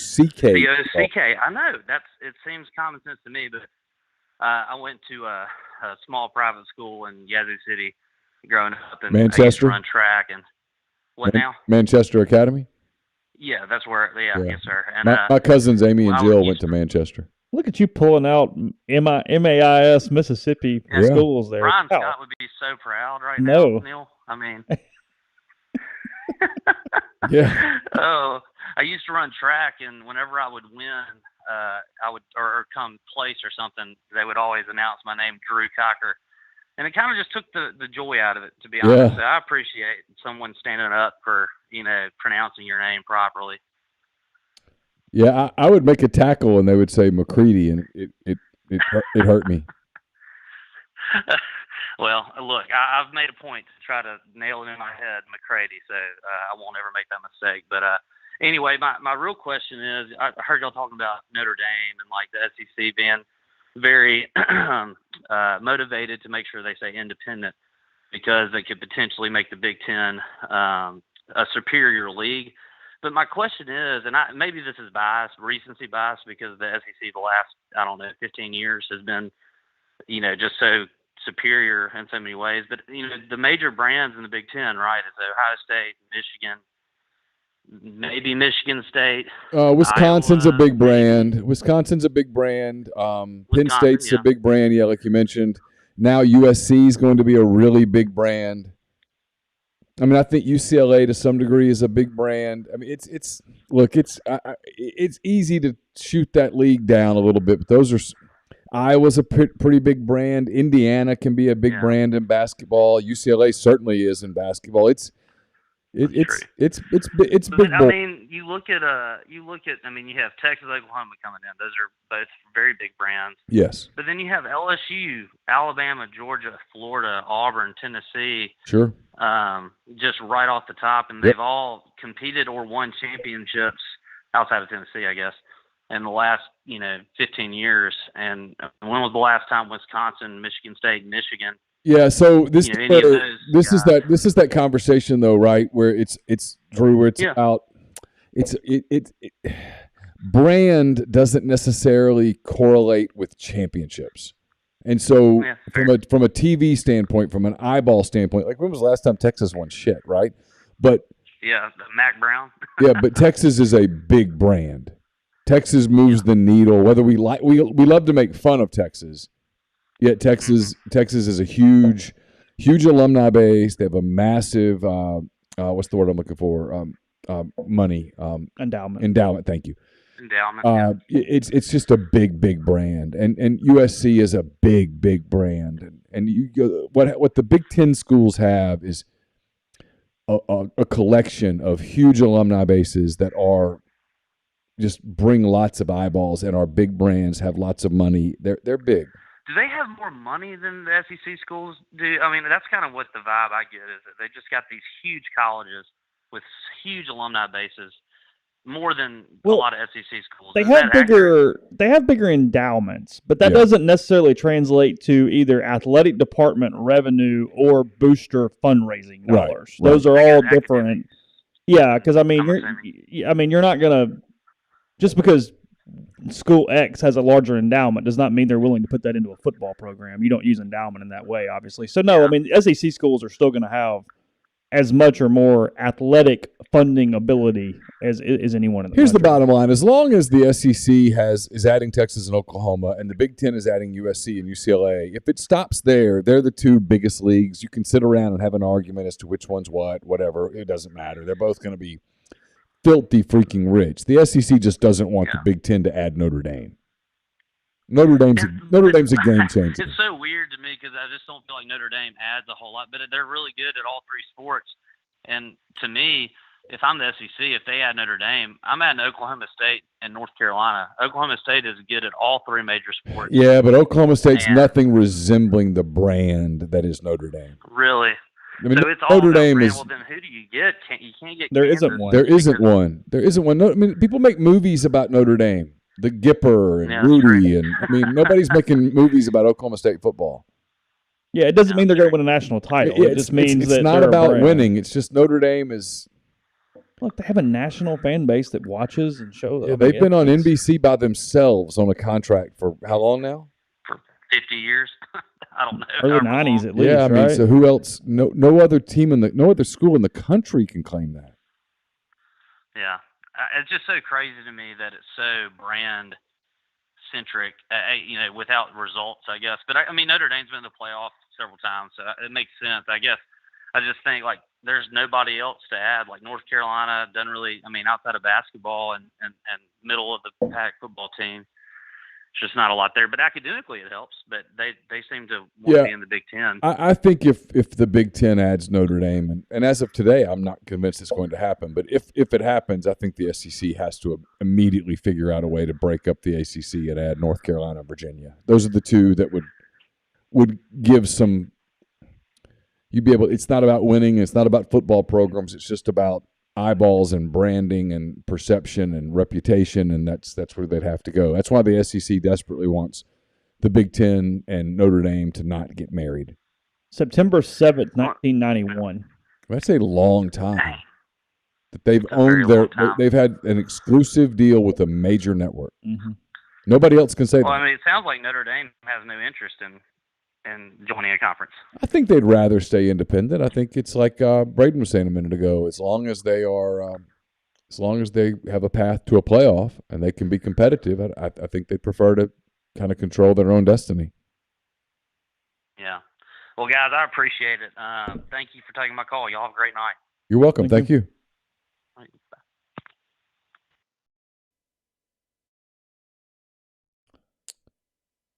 You want some fodder? I just pulled it up. The Athletic was doing coaching tiers for the 2022 season, and they have Lane Kiffin in Tier 2, but it's Tier 2 because they have Saban in a tier by himself. Hey, who do we have? This is Bennett from Oxford. Hey, Bennett, what's up? So, this has just been a story I've been focusing on today. It's about South Carolina's mascot. Yeah. We read this morning. Go ahead. So, as of now, about 75% of the vote is in. And Cock Commander, of course, is still winning by a very large margin. Of course it is. But the second place is Is there any chance in any world, Bennett, that Cock Commander would not win? Not in this world. This world I knew immediately when I read Cock Commander was an option. That was it. Yeah. Like, it's just, they're going to pick that one. My personal second favorite is like Cluck Norris. That'd be a cool mascot name, honestly. It would be. It would be. In a world where it were the lead option, yes. But once, I mean, Cock Commander. You throw Cock Commander on there, you just know people are going to intrinsically vote for it. There's probably like some aspect of human psychology dealing with this. Yeah, I think so.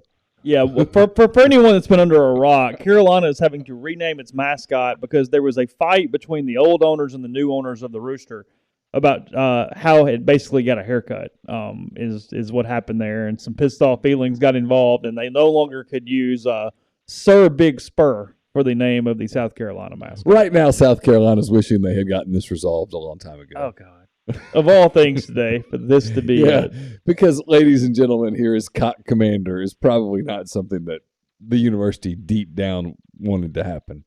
I mean, the PA announcer, now welcome to the 50-yard line. Cock Commander. This was a little bit more under the radar today, but Auburn has a motivational poster. Shot. And the title of this motivational poster is, "Are You Really Hard?" What else is on the poster? If you are a winner, and there are two acronyms for hard. Okay.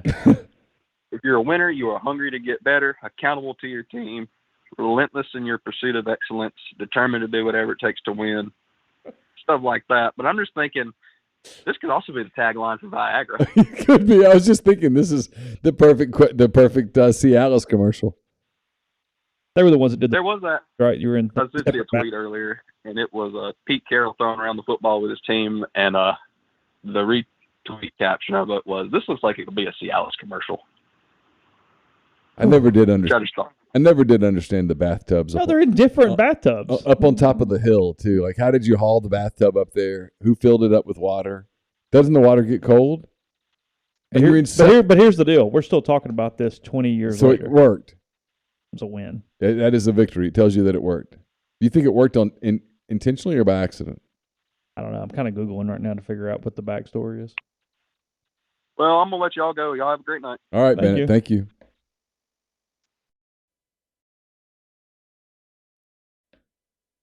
It just never made sense. But you're right. It worked.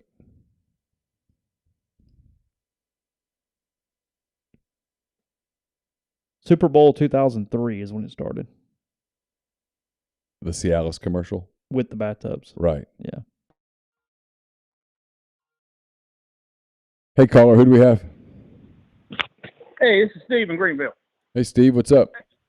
Hey, not much. Have either of y'all read the book What If by Matt Brown? No. I can't say that I have, no. It's about the history of conference realignment. In the late 70s, Army-Navy applied to join the Ivy League. Ivy League turns them down.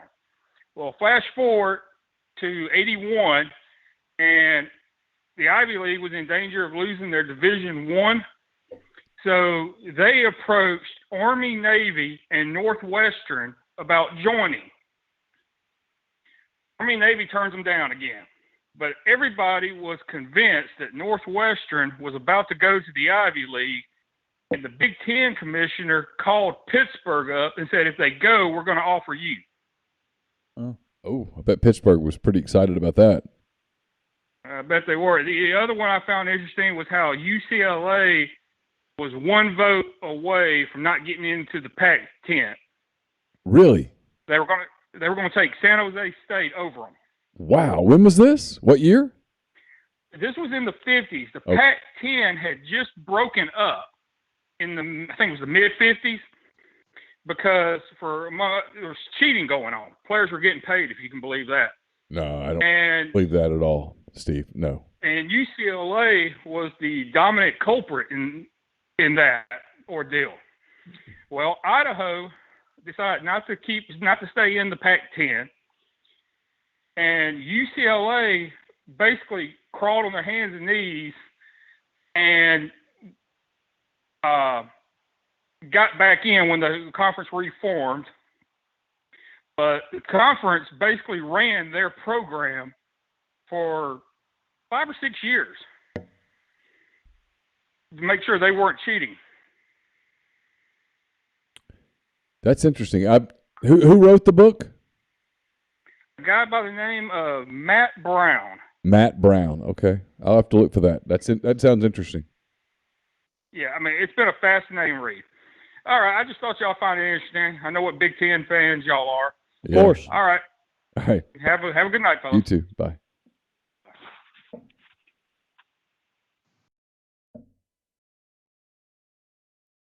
So what I was saying, there's a huge group. It's like 19 or 20 coaches or whatever it is they have in this group. But they have Kiffin in a group with Mac Brown, Troy Calhoun, Matt Campbell, Paul Chris, Dave Clawson, Mario Cristobal, Kirk Ferentz, Pat Fitzgerald, PJ Fleck, James Franklin, Mike Gundy, Dana Holgerson, Mike Leach, Gus Malzahn, Jeff Munkin, Billy Napier, Pat Narduzzi, Shiano Shaw, and Mark Stoops. It's a pretty exclusive company, frankly. That's tier 2? It's tier 2. It says call it the proven goods tier. Of the coaches listed in tier 2, 19 are entering at least their 10th season as head coaches at FBS level. If you include Brown and Shiano, both of whom are in their second acts at their current schools, those 9 of the 19 coaches are entering have at least 10 years at one school. And then talking about there's only one national title winner in the group. That's Brown at Texas, obviously. But a lot of other people obviously have had a lot of distinguished careers in this. So tier 1 is just Saban. Tier 1A is just Saban. Okay. And then tier 1B, I guess is what they called it, Okay. is Ryan Day, Luke Fickell, Jimbo, Harbaugh, Kelly, Riley, Smart, Swinney, and Whittingham. Okay. I can't argue with that. The other story I had up, just if anybody was curious, is they ranked all college football teams from 1 to 131. Okay. And the non-conference opponents, which is what I was more interested in today for Ole Miss. They have Troy at 81, Okay. They have Tulsa at 98, which that's not really what we've heard. People have been a Right. little higher on Tulsa from what we have gathered throughout this process. And then Georgia Tech at 90. Wow, that program has really fallen. They are the third worst Power 5 team in the country. So what about the SEC teams? The SEC teams, Pretty high. I'm guessing Alabama's 1. Bama's 1, Georgia's 3, A&M's 8. Scrolling. Kentucky 18, Okay. Arkansas 23, Tennessee 24, Mm-hmm. Ole Miss 27, Iowa 33, by the way, Go Hawkeyes. LSU 35, Florida 36, State 37.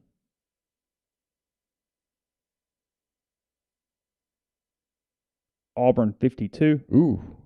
South Carolina 51, Okay. Missouri 54, Okay. and then wherever the hell Vanderbilt Vanderbilt's is. probably like 100-ish. Be a little higher than that, I think, but I could have missed. Hey, who do we have? Hey guys, it's Ivan. Hey, Bobbin, what's up, man? Nothing much. Neal, we got beef. We got a beef? Yeah, we got Okay, beef. what do we got? All right, man. So someone posted, I think it was a thread about Hulk Smash, Brandon Bolden, Okay. and how it's just kind of crazy considering his college career that he's still in the NFL. I think he's on like year 12 or what. And someone posted the all-time classic Houston Nut Circle of the Untrustables Yeah. picture. And I think I actually tagged you because I did not know that there were outside tiers to the Circle of the Untrustables. I think there was, I don't remember what the tier after it was, but I do remember the last tier was the World of the Uninvested.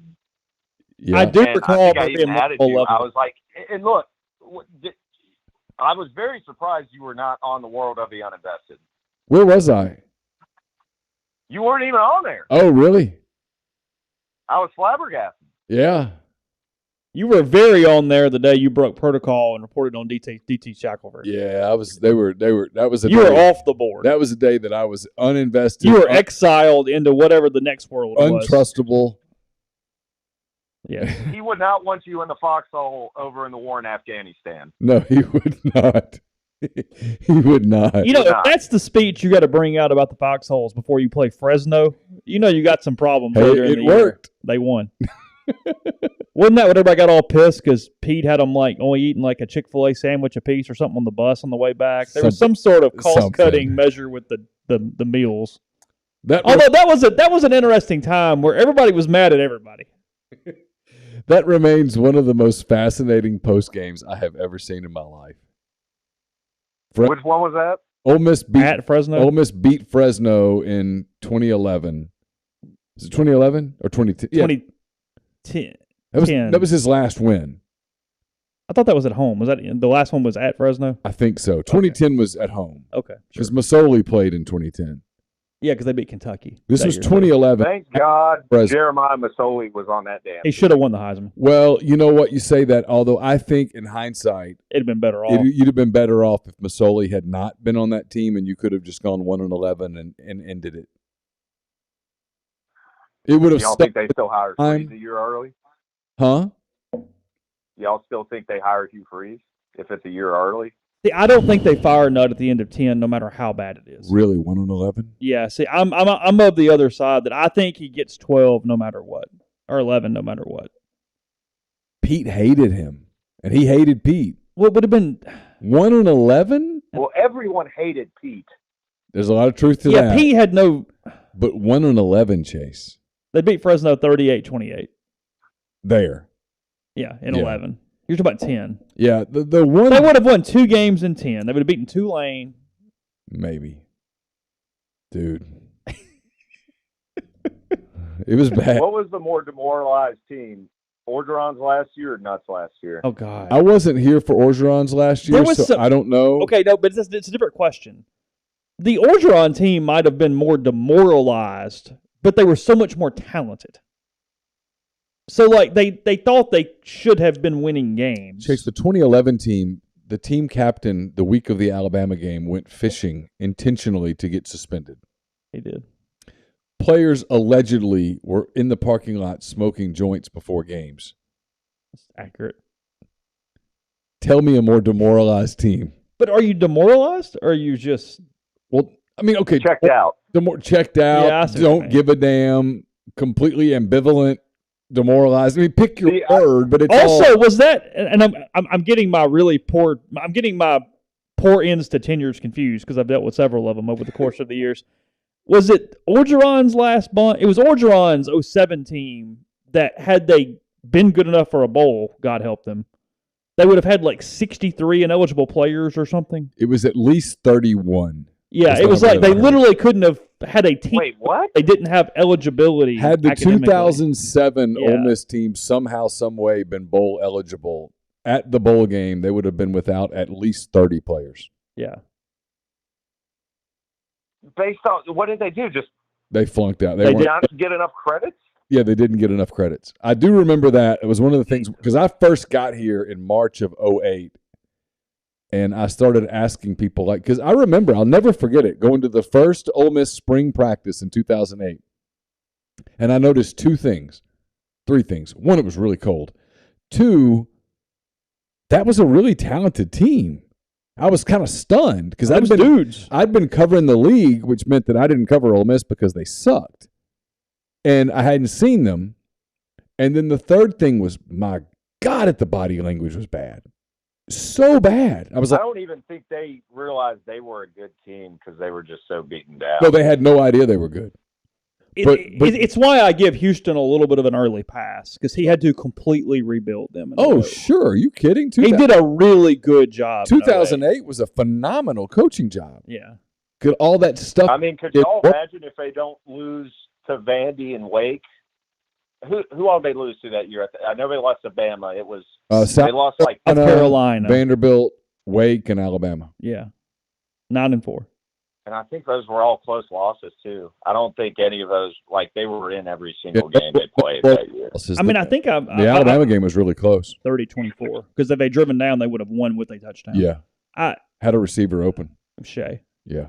I remember, and I told this on the thing, I was talking to Tony Fine, I guess right when Nutt was hired or Orgeron was fired. I forget which one, but we had Fine or whatever. I was talking to him, was like, so we just kind of doing the question of, hey, so what was it like? And he just kind of looked and he goes, come on, dude, and was Yeah. talking about how bad it was under Orgeron, that they had no ability to, there was no organization, nobody cared. I mean, it was completely and utterly off the rails. Is it true that Patrick Willis walked off the field his last year and almost quit?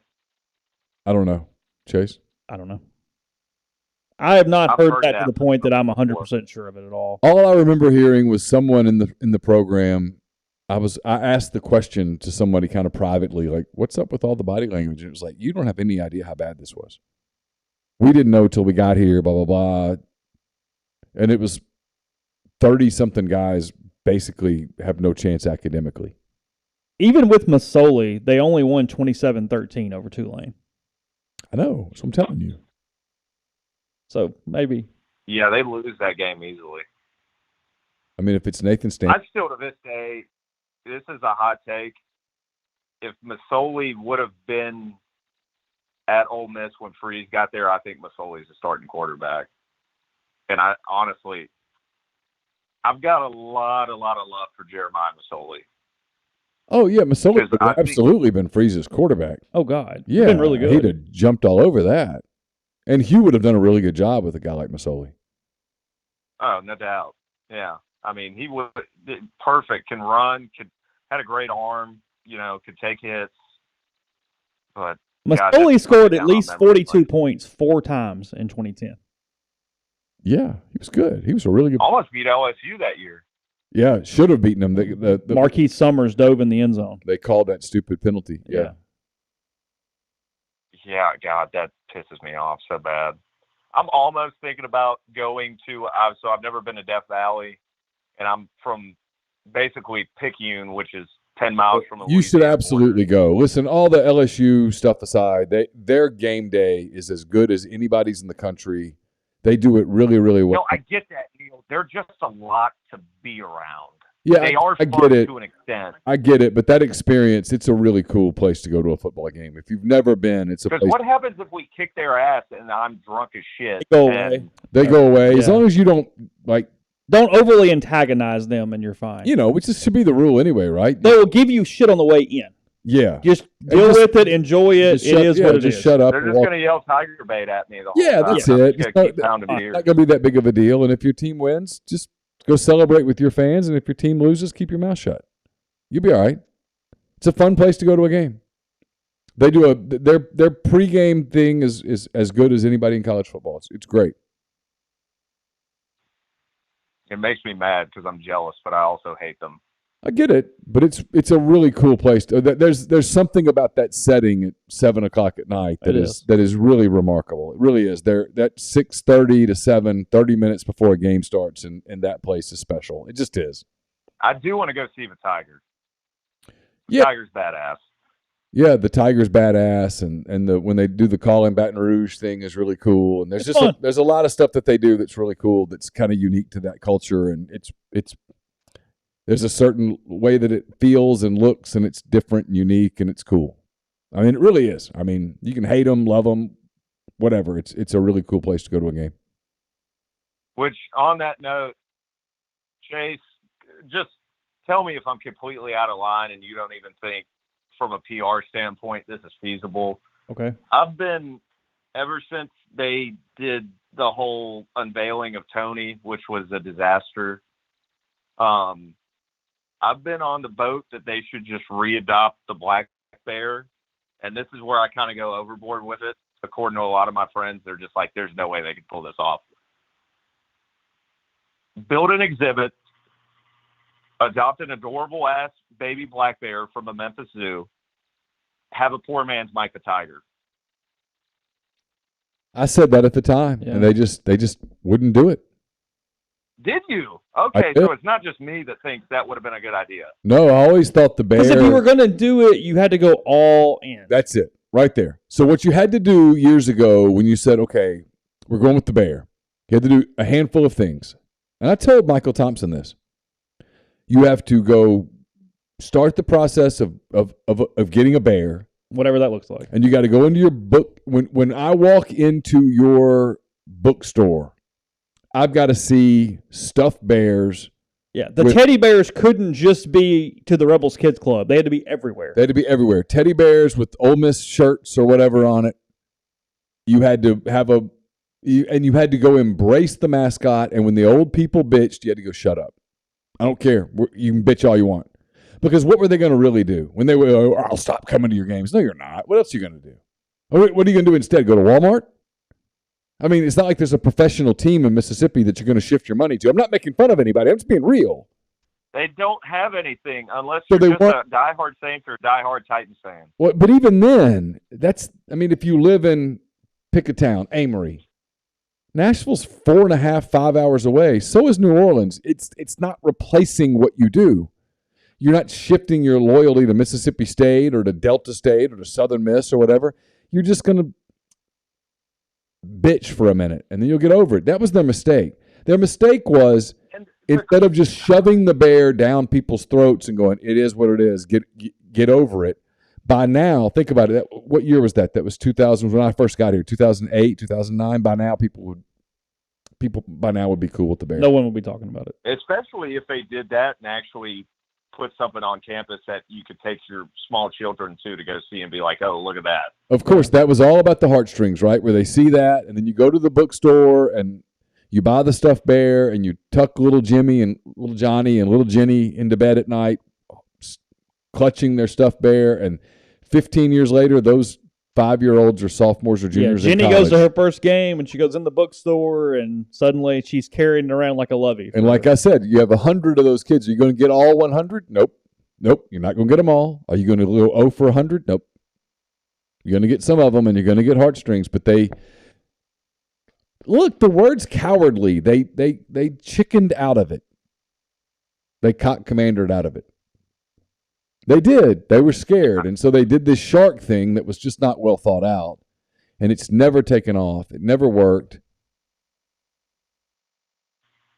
It didn't work. It's so frustrating to me because I feel like their whole mentality about it was scared. And honestly, I mean, you knew you were going to lose a certain segment of the fan base that is just that hardcore, like Colonel Reb, Southern tradition stuff. But honestly, how many of those guys actually, A, attended the school, B, spend money either academically or athletically for that school? Well, here's the better question, Vibin. Do you want the 75-year-old demographic or the 25-year-old demographic? Yeah. Give me the younger ones. All day. Every time. All day. Y'all got 5 more minutes? Yeah. All right. I was thinking about how to word this because I just think it's fascinating. It's really about Lane's recruiting strategy and how I think it's kind of changed up from heavy on the transfer portal to now I think, correct me if I'm wrong, I think he's starting to realize he thinks they should go more high school route, still bring a bunch of transfer kids in, but not lean on it as heavily. Does that sound right to y'all? I think so. I think some of it's just supply and demand. He's just had the ability to get more high school players that are good. Yeah, and then some of it is just the market's just weird. And so as weird as this sounds, I don't know why we talk in code anymore because it's all perfectly legal. I think the market is just in flux.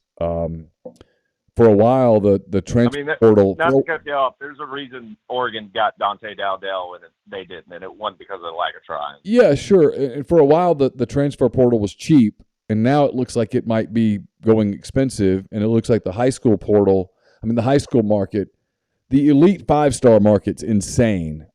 But after that, the 4-star market, if you will, is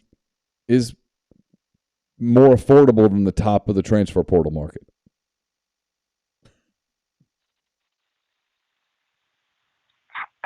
It's that, and I don't know if he got really spooked about the whole team chemistry thing. He did that for sure. Look, because he was pretty blunt about that, I thought. Yeah, it's been something they've had to deal with. Look, when you get guys out of the portal, you make promises, and then if I say break promises, that has a negative connotation, but if you bring guys in thinking they're going to be something, and then they're not quite what you thought they were, and someone beats them out for a job, you're going to have feelings, and all these guys have families, and all these guys have people around them, and parents, and moms and dads, and all of that stuff, and it gets complicated. And I think some of that stuff has happened, not just at Ole Miss, but at a lot of places. And you realize it is different than bringing in the high school kid who walks in day one from fill-in-the-blank high school knowing that, hey, there's a decent chance I'm going to have to pay my dues for a little bit. The transfer portal guys, a lot of them think they've already paid their dues, and they had multiple choices, and they pick you based on some of the promises you made. And if those promises aren't fulfilled, it infiltrates its way into the locker room a little bit and creates some issues. It happens. It worked out wonderfully last year, but they didn't rely on it as much. Granted, the ones they took in the portal, and I don't mean this as a knock on the kid, but Pearson, he played and he contributed, but in comparison to Springer and Chance. He was the walk-on. And Springer was a guy who had to sit out a year. Chance, help me out here. Besides Chance Campbell, who else was a true transfer portal guy who stepped in and played right away? Well, damn, now that I think about it, because I forgot Springer had to sit a year. Your only other even option is Jakir Pearson. Yeah, but he was a walk-on. Yeah. So it was just Chance. From a straight, I came and I played immediately. I transfer portal, I stepped in, I played, I stepped into a role and played. Yes. Because Mark was still playing running back that first year he sat, right? Say it again. Mark Robinson. And he was a walk-on. He got there a year early, but he was still playing Mark was a favor that just turned out really good. Yeah, Mark was just he knew Otis. Yeah. And they got incredibly lucky on that one. Well, they did. Luck counts. But in terms of, he doesn't fit the mold of transfer portal guy. I think only Chance did. And so now you have a team that has 17, 18 of those guys. I mean, I think did we talk about this morning? Or was this me and Tyler today? I've done so many podcasts that it all runs together. It's the part that we don't know yet. Not just Ole Miss, but pick your school that signed double-digit transfer portal guys.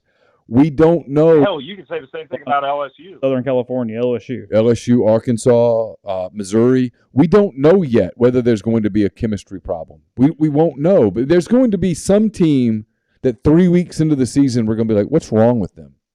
And the odds are overwhelming that it's going to be a chemistry thing. We just don't know who that's going to be yet. No one knows. This is still, man, you guys know this. This is still really uncharted waters. Like, what happens with this? What happens when you bring the whole sport right now, honestly? Yeah. What happens when you bring 18 guys into your program from other programs and go, you're playing? What does that look like? I don't know. We'll see. Maybe it's great. Maybe it's awful. Maybe it works its way out over the course of a season. Maybe it becomes the new normal. I don't know. We'll see. Yeah, for sure. Last thing, going to y'all's head, all the receivers and tight ends are healthy. Who leads the team in receiving yards this year? Jalen Robinson. Malik Heath. I said the same thing. Which? I think it's going to be Robinson. Okay. Yeah, but all right, guys. Appreciate y'all taking the call. Thanks, Bob. Appreciate you. All right.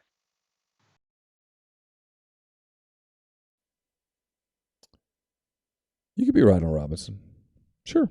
Why not? The question is, we don't know who the quarterback is, and we don't know where they look for a safety valve. Right. Because if we're talking about straight receiving, not big play potential or anything. I mean, maybe Jordan Watkins in the slot catches 12 balls a game. I mean, Yeah. I don't know. Sure. I mean, maybe it's J.J. Henry. Maybe it's Trigg. Maybe it's Kyron Heath. that would shock me. Heath? Yeah. Yeah, it probably shocked me too. He led the team in receiving. That would be. I bet he catches a bunch of balls. Who catches more balls, Trigg or Heath? Trigg. Hey, who do we have? Hey, this is Drew again. I'm sorry for the double call, but I was listening to an earlier call about the black bear and the whole all that. Man, I agree 100%.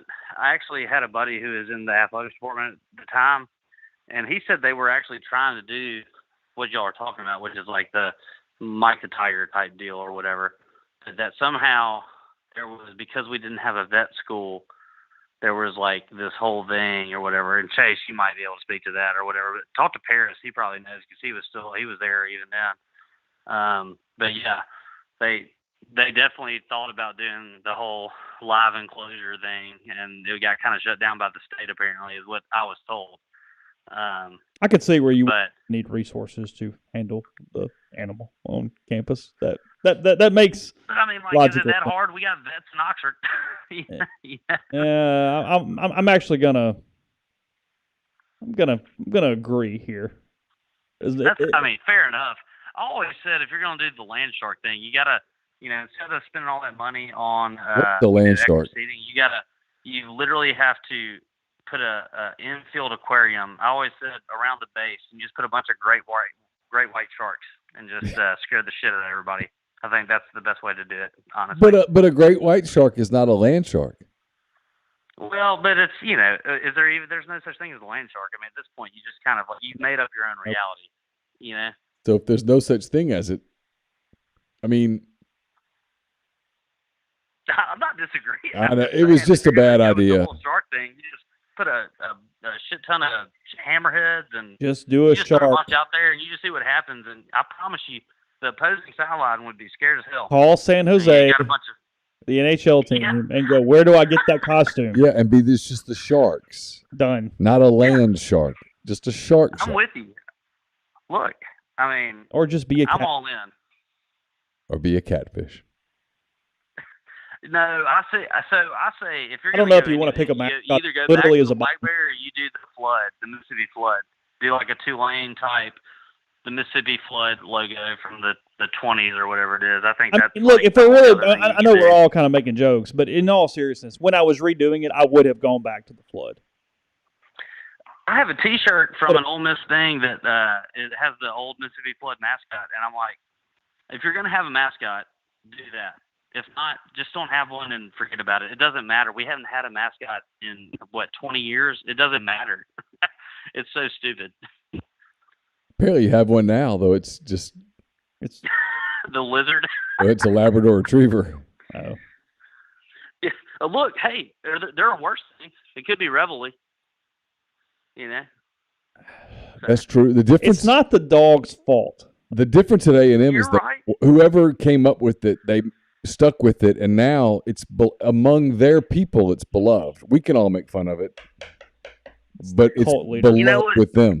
How amazing would it be to be in a cult? You know, you think about it, like they have no. Gonna need to clip that one for They're tomorrow. all in. You know.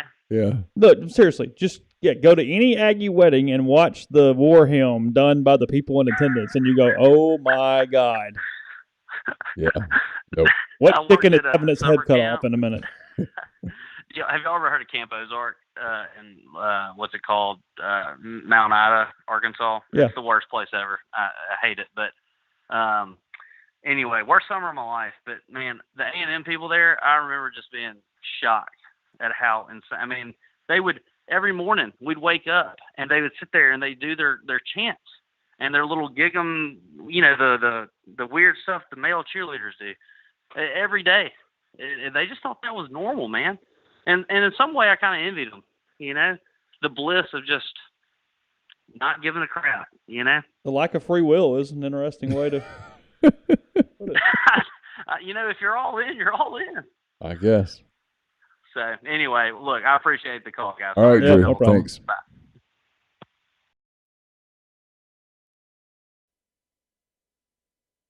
I hadn't been to an A&M game. I'm going in Oh. October. Oh, I'll be happy to report back. can't wait.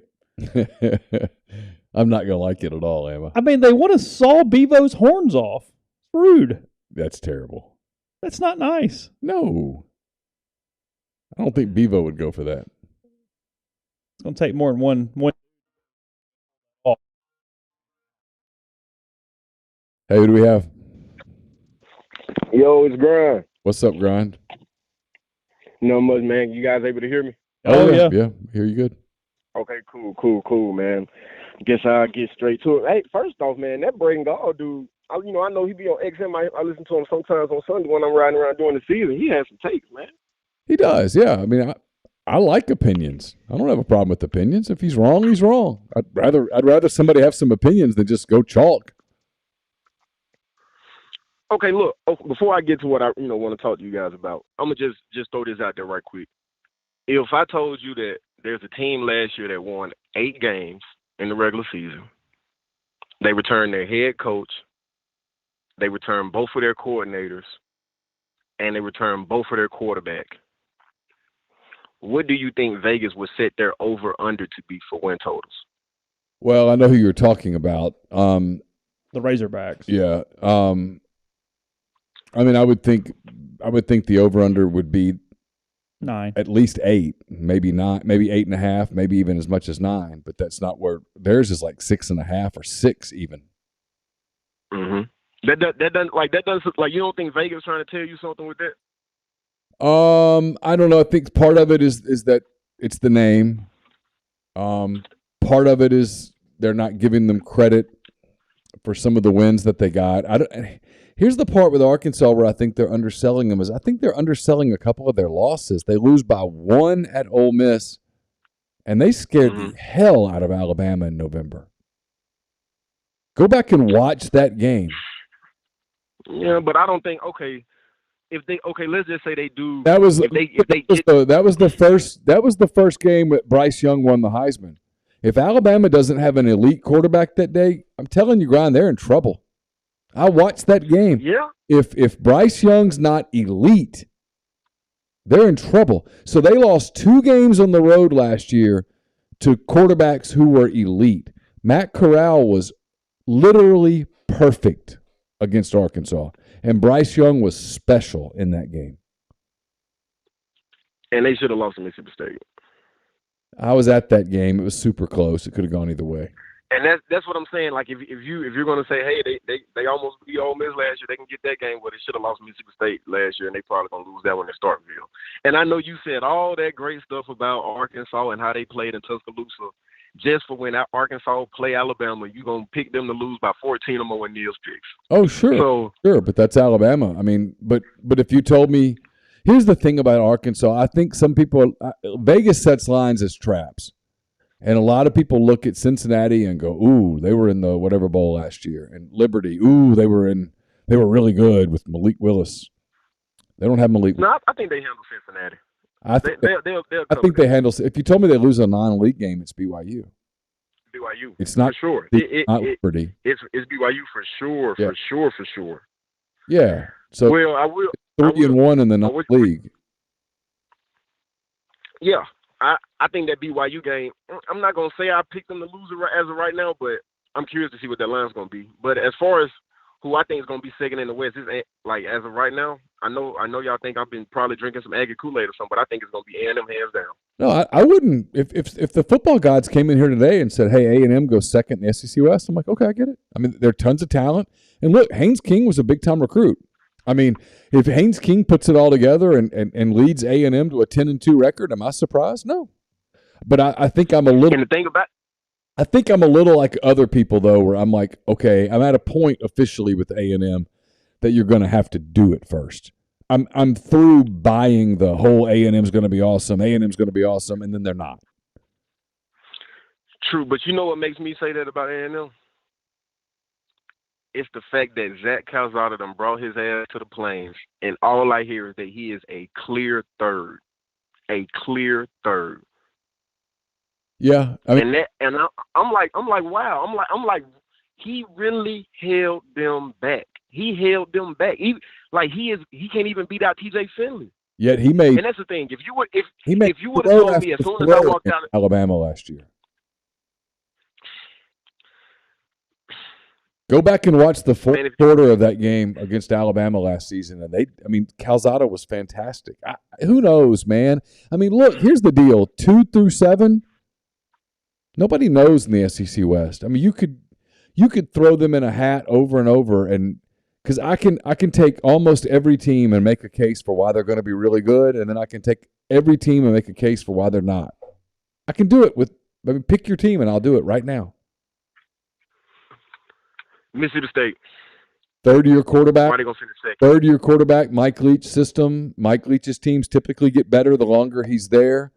They got a really good defense. They've got some receivers that he can throw to. There's continuity. Their schedule's not awful at the beginning. They could get some momentum and they could get hot. Now, how could they suck? Well, they're not great on the defensive line. They lost an elite left tackle, and the middle of their schedule is freaking murder. There you go. Auburn. Quarterback plays decent. Elite defense. They got big. Really good running back. Finley can manage a game. They're going to rally around their coach because everybody tried to fire him. They beat Penn State early and they get some momentum. They get LSU at home and look out. The other side, there's just not enough offense. Yep, but there you go. Tragic. I mean, neither one of those. If I tell you either one of those scenarios, you don't go, "Oh no, you're absolutely out of your mind." You might disagree. You might go, "I don't think so, Neal," but you don't go, "Are you drunk?" No, you don't do that. And if I do it with LSU, like there's a path for LSU to be a really good team. There's also a path for LSU to be really mediocre. See, I agree with LSU. I see a path with that. Before I let you guys go, man, I want to hit some betting this week, and then I want to do a little quick true and false with y'all. Okay. With betting this week, you and Tyler talked about it. See, man, I agree with you on that Nevada New Mexico State game. I think Nevada covers that 9, and I like the over 50.5 in that game. Yeah, I love Nevada -9. Yeah, that feels good. Yeah. And for North Texas UTEP, I was with Siski on that. I like North Texas straight up, and I like under 55 in that game. Yeah, I don't know enough to go on the over-under, but I think I like North Texas to win the game. And I was also with you on that Utah State. I like the over more so than I like the spread just because, man, I feel like that's a lot of points for a first week. It is. Utah State given 26.5, but UConn's so 26.5. UConn's. I like over 59.5 though. Ooh. And I love Vanderbilt. But over 59.5 requires Connecticut to score. Right, that's the problem. Because they might not score. You need help. And Utah State's going to be a pretty good team. 45-14. If you told me, Like all you have to know about, Utah State next week at Alabama, the early line on that is 38.5. A lot of time those games with Bama are like 50 points, 49.5 points. 38.5 points actually shows a little bit of respect towards the Aggies. Respect. And this is the game that I'm very curious about. It's Vanderbilt versus Hawaii. I did a little research for y'all right quick. So y'all know the line opened at -4, and then it jumped up to -8. And the over-under's been sitting at 54. Okay. So since 2014, Vanderbilt has played 22 Group of 5 and FCS teams. They've only beaten those teams by 9 or more points 10 out of 22 times. Okay. And as far as the over-under, those same 22 teams they've played, the game has only gone over 54 5 out of 22 times. I don't like the over. Now, that doesn't mean I like the under, but I don't like the over. Oh, no, I'm taking the under in that game. I'm just not. I mean, I could see Vanderbilt covering that 8, but, man, I don't know. It's got 20-13 or something all over It could. I just think, I don't know. Maybe this is me with a little bit of Clark Lee bias. I just think his team's going to be better this year. Not so much better than they have to be. Not that it's noticeable, but I think they're going to be better. Ray Davis, bitches. Ray Davis, he damn right. He's going to light him up. You get on that Ray. All right, man. Let me just do Let me do a little quick true and false with y'all right quick. Just get y'all's initial thoughts, and then I'll hang up, let somebody else get on the line. All right. All right. First one, Utah versus USC. The winner will be the 3 seed in the playoff. Okay. Okay. Well, no, true or false? One more time. Utah versus USC. The winner of that game is the 3 seed in the playoff. 3 seed in true or false? False. I'm not giving up on Oregon running it after losing to Georgia. I'll go true because I actually think Utah could pull that off. I do. Okay. A lot. Okay. Because number 2. SEC number 2 is the 4. Yeah. Yes, okay. I actually think a second Big Ten team gets in, not a second SEC team gets in this year. Okay. In my opinion. Number 2, every SEC West team goes undefeated in the non-con. I'd have to. Every SEC team goes undefeated. SEC West. No, every SEC West team goes undefeated in the non-con. Okay. I'll go false. True or false? False. I mean, that's 28 games. You got to go 28-0. No, it's 14-0. 7 times 2. You play 4. And the I'm sorry, non-con. I misunderstood the question. I apologize. He was thinking you meant. I think you meant non-division. Now there aren't a ton of games that are losable. I mean, I'll go false because I think BYU beats Arkansas. Oh. Okay. Okay. False because I just don't think 28-0 happens. But okay. I mean, I do think LSU beats Florida State. I mean, I do think they win most of the ones we're talking about. Yeah, I think so. Yeah, I was gonna say, do you think the SEC goes 3-0 in Arkansas versus BYU, Auburn, Penn State, Florida State, LSU, and Florida, Utah? I think. Do they go 4-0? No. No, Utah's going to beat Florida, so it's going to end before we ever get to Arkansas. No, well, my bad. I threw that off. I said SEC West teams, so you don't have to take in Florida. Bad. I mean, I think Penn State beats Auburn. I think Auburn beats Penn State. Okay. Number 3, Michigan wins 10 games in the regular season. True or false? True. I think Harbaugh's done a really good job. Give me 1 second. Michigan football schedule.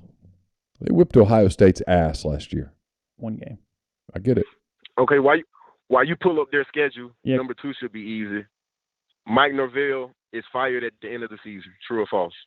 True. Yeah, true. Yep, true. Okay. And whoever they replace him with doesn't do any better. Really? You really poo-poo on FSU, man. I think it's you over. really do. I think just because you once won doesn't mean you always win. So you don't even think with Big Ten money in the future that they can get saved? I don't think they're getting in the Big Ten. I think they only have 4 games they can lose, so they just got to go 2-2 in those 4. Yeah. Who are the 4? Iowa at Iowa, Penn State, Michigan, Ohio State. Michigan State, Ohio State. Yeah, sorry. Yeah. Where's the Michigan State game? Their place? Ann Arbor. Yeah, they go 2-2. Yeah. 10-2. That's about right. Because I just don't see them losing to And they Illinois, Nebraska, Rutgers, No. Indiana, Maryland, or any of their other. And they could win at non-conference. Iowa. Oh, sure. Yeah. Yeah, for sure. Yeah. Okay. Last 2, Oklahoma, Miami, USC, and Notre Dame all have first-year head coaches. All of those programs will win at least 9 games this season. True or false? Run it through one more time. USC with Lincoln Riley, I think they do win 9 games. Miami with Mario Cristobal, I think they win 9 games. Oklahoma with the cat from Clemson, Brett Venables. they win. Brent Venables. Who was the other one? Notre Dame, Marcus Freeman. Oh, yeah. That dude's a stud. They're going to win at least 9 games. Yeah, they all win 9 games. If one doesn't, who? Okay. If one doesn't, who is it? Venables. Venables. I don't like Ooh. him at all as a coach. Yeah, but The schedule is soft. how does I Oklahoma understand. how does Oklahoma lose 4 games with I that know. schedule?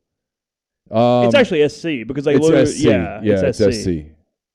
Or is Oh, it Miami? by the way, I love Freeman. I love everything about Freeman. I have read a bunch of stuff about him, and I think that dude might be a star. He's got a little while before we know that, but I love everything about that guy. I mean, yeah, I think Freeman's gonna be. I think he's gonna be a great coach too. But I mean, he's got a tough task at Buckeye Stadium to start this season off. He does, but I don't think they lose 4 games. Does Miami? They have to go to College Station. Do they find 3 more losses on their schedule? In the ACC, I mean, maybe, but they're pretty talented, and they've got a really good quarterback. And, if you have and Van Dyke's a really good quarterback. If you have a really good quarterback, your margin for error increases dramatically. Oklahoma has 4 losable games, but they have to literally lose all of them. Baylor, Texas, Oklahoma State, and Iowa State. I guess. I mean, Yeah. I'm reaching. Don't But sleep on Kansas State. Don't sleep on Kansas You State. know what? You're right on Kansas State. it's early and it's at home. I just think they win the game. Oklahoma just has talent. And they're just a talent. It's a talented roster. And at the end of the TCU is day. going to suck. They're going to suck. And the last one, out of those 4 coaches, at least one would play for a conference championship. True or false? Play for a conference Well, it won't be championship. Notre Dame because they're not in a conference. Yeah, true. Yeah, I'll take my chances. I mean, Miami, Oklahoma. Yeah, sure. And USC. SC. I mean, Yeah, I mean that's sure. One of them plays for it. All right. Okay, then. Shoot, man, I appreciate you guys taking my call, man. I'm going to keep enjoying the show. Thanks, Grind, as Thanks, always. All right, man. Yeah, I mean, Miami can lose A&M, North Carolina, Clemson, Pitt, I guess Virginia Tech. No, they're bad. They suck this They're time. bad. And then, They could lose to Old Dominion in week 1. oh, really? Yeah. Oh, yeah, that line was really tight. I Yeah, remember they seeing could that. lose that game. They're bad. Southern Miss goes to Miami in week 2. I mean, they can't win. I'm just saying. Oh, yeah. Will's team's interesting. Tyler and I talked about this. The Sun Belt has a lot of really good young coaches, like guys that are on the radar. Yeah, it's a good Like if group. you're putting a hot board together at some point, you're talking about some of those guys.